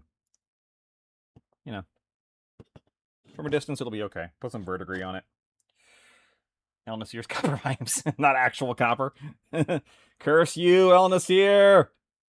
Or A Nasir. I can never... not El Nasir. El Nasir would be Mexican Nasir, which is weird. Or Spanish. Dervish is the name of the... makes the saw taxi the 360 vision arc. Yes, I think. Don't actually remember. Thoughts on the hangers-on box? I haven't built mine. I only just bought it. It's actually over here. Behind me. Haven't built it yet. Yeah, that's too red for copper, but after... we'll grime it up in verdigris and it'll be okay. I like this bronze is actually a much better copper, somewhat ironically. Now, what would be a good... broadsword silver, enchanted steel, polished silver. We'll go with... well, the steel is kind of a blue. I don't like that. I'll go with this. That's also blue. I want one that's...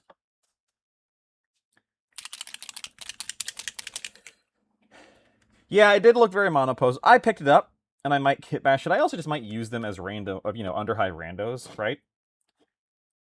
I might not use them as their intended purpose, but I'll use them.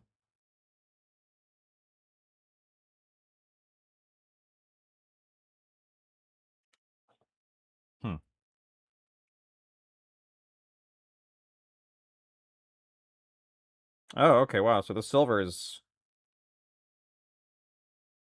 actually quite opaque. This is just a very liquidy metallic, which is fine. I can make this work.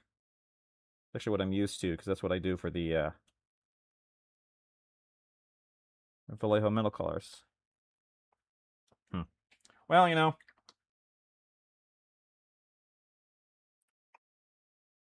kind of looks like contrast paints, which is fine. Dome Runner's going to be a sniper. Oh, yeah, the Dome Runner's an amazing mini. I love that Dome Runner. Okay, well, hey, that would actually make a... Well, okay, so what he said he did in the painting guide for him is he groshed it with gray. Let me check real quick. Go over here. Knock my books over.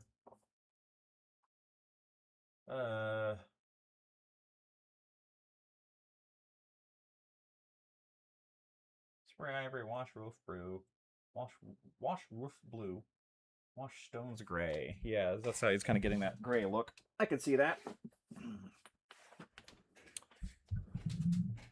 Actually, I haven't looked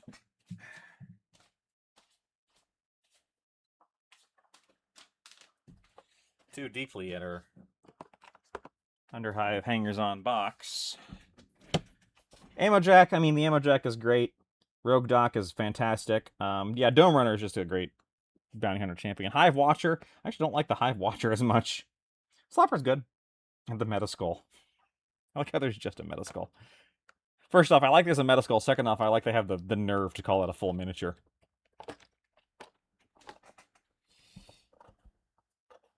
Like, yeah, in technicality it is. Alright, well, we're going to let that dry, which means you guys won't get to see any more of it. For this, let's put on a different color for... Whoa! Okay, let's not run over my microphone. Oh my god. It's a disaster. I can do this. What did I accomplish? How did I accomplish it? Oh, I know, because I'm on a rolly chair. There we go. Okay. Well, that was very comical. I wish you could have seen it. Actually, I'm kind of glad you didn't. Hive Watcher looks like a Deloc thing. It does, yeah. Paramedic couple. Okay, let's put a different blue on here. Let's try Pterodon turquoise. Buzz time. I just remembered I bought a whole thing of cheese balls. I'm gonna eat those later. Can't eat those when you paint though, because you can get cheese balls all over everything. Oh yeah, I think this is what I was looking for in my blue roof. I know it's a turquoise roof. Well, this is actually more of a teal. But a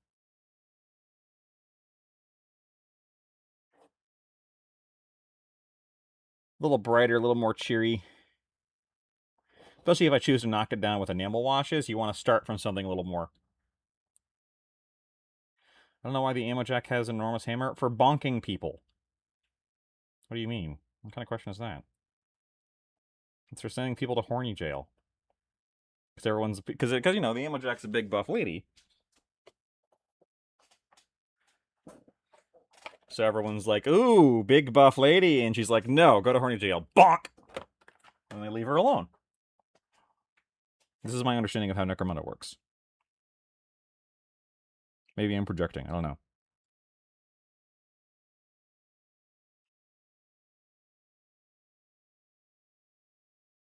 I believe the Ammo Jack does have a power hammer, right? In his kit?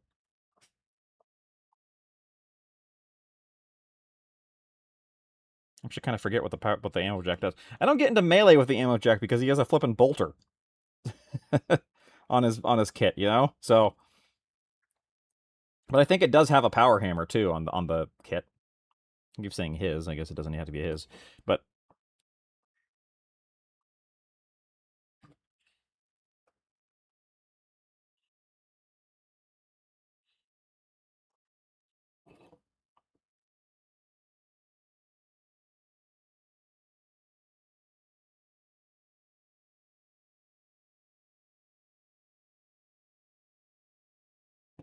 yeah, I like this turquoise roof a little bit more.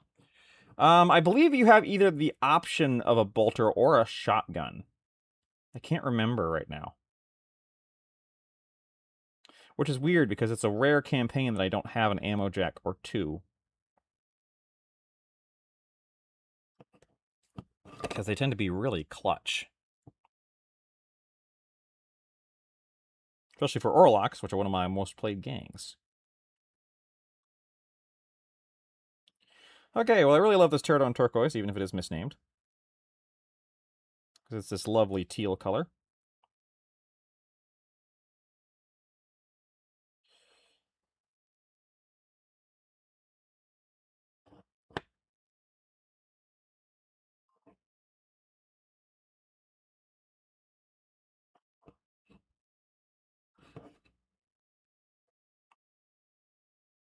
It's a fun roofing color. I do still want to try one with like that Mediterranean slate. Yeah, Voltor Combat Shotgun, yeah. You know what? I think I'm thinking of the Squat Bounty Hunter, the Squat Ammo Jack. I believe he has a hammer. Vets benefit from having good ammo checks? Yes, they do, yes. Because that's like the one weakness of their Palanite Bolter is it's still got that nasty ammo check. Although it's not that bad. It's better than a normal Bolter.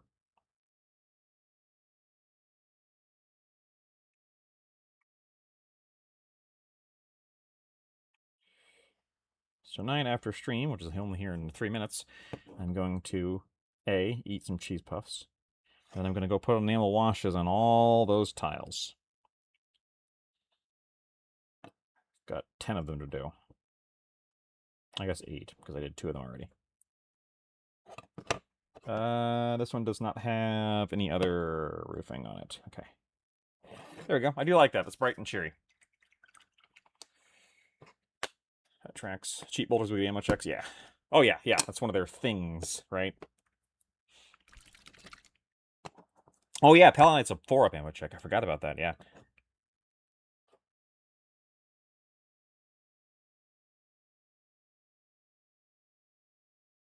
It's been a while since I played straight Palanites. They were always Outcast. Or the Outlands, sorry.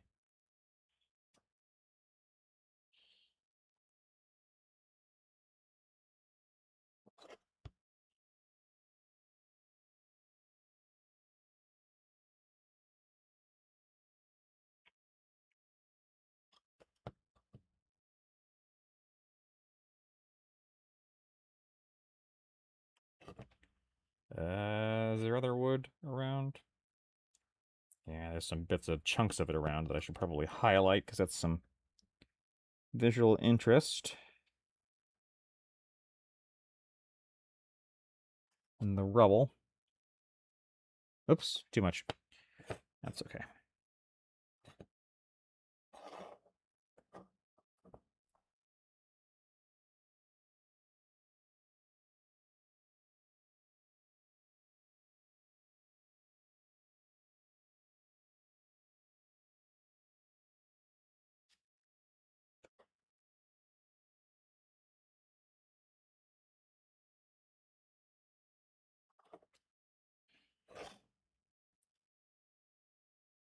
Get this one here.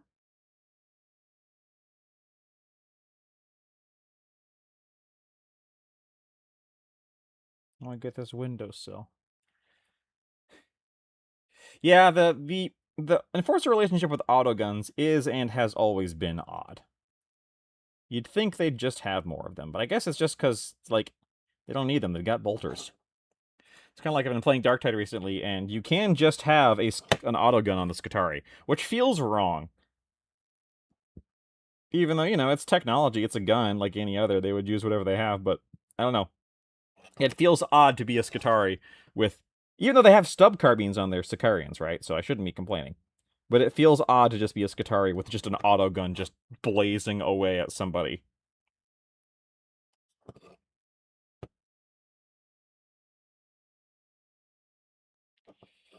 Okay. Alright, well, I'll need to clean up some of that with ivory. I wonder what the campaign cards will be. Yeah, same, like... I'm kind of guessing that they are like all the other mission cards they've been doing lately, which is a series of random things of like, okay, you get this objective plus this map plus this objective layout. That's what I'm guessing it will be. Because that's how you do card-based layout. And I guess we'll see. All right. Well, thank you everyone for joining me tonight. I hope you had a good time. Hope you stay cool wherever you are, unless you want to stay warm, in which case I hope you stay warm. Stay safe out there no matter where you are. If you're in the United States, have a happy 4th of July weekend. Everyone else, have a happy time watching the FIFA World Cup. And I will see you all later, possibly this Sunday as I stream again. Keep your eye out for more content coming around. If you want to chat in the Discord, still linked down below, still free. I'd love to see you there. Have a great night, everybody. Good night and good luck.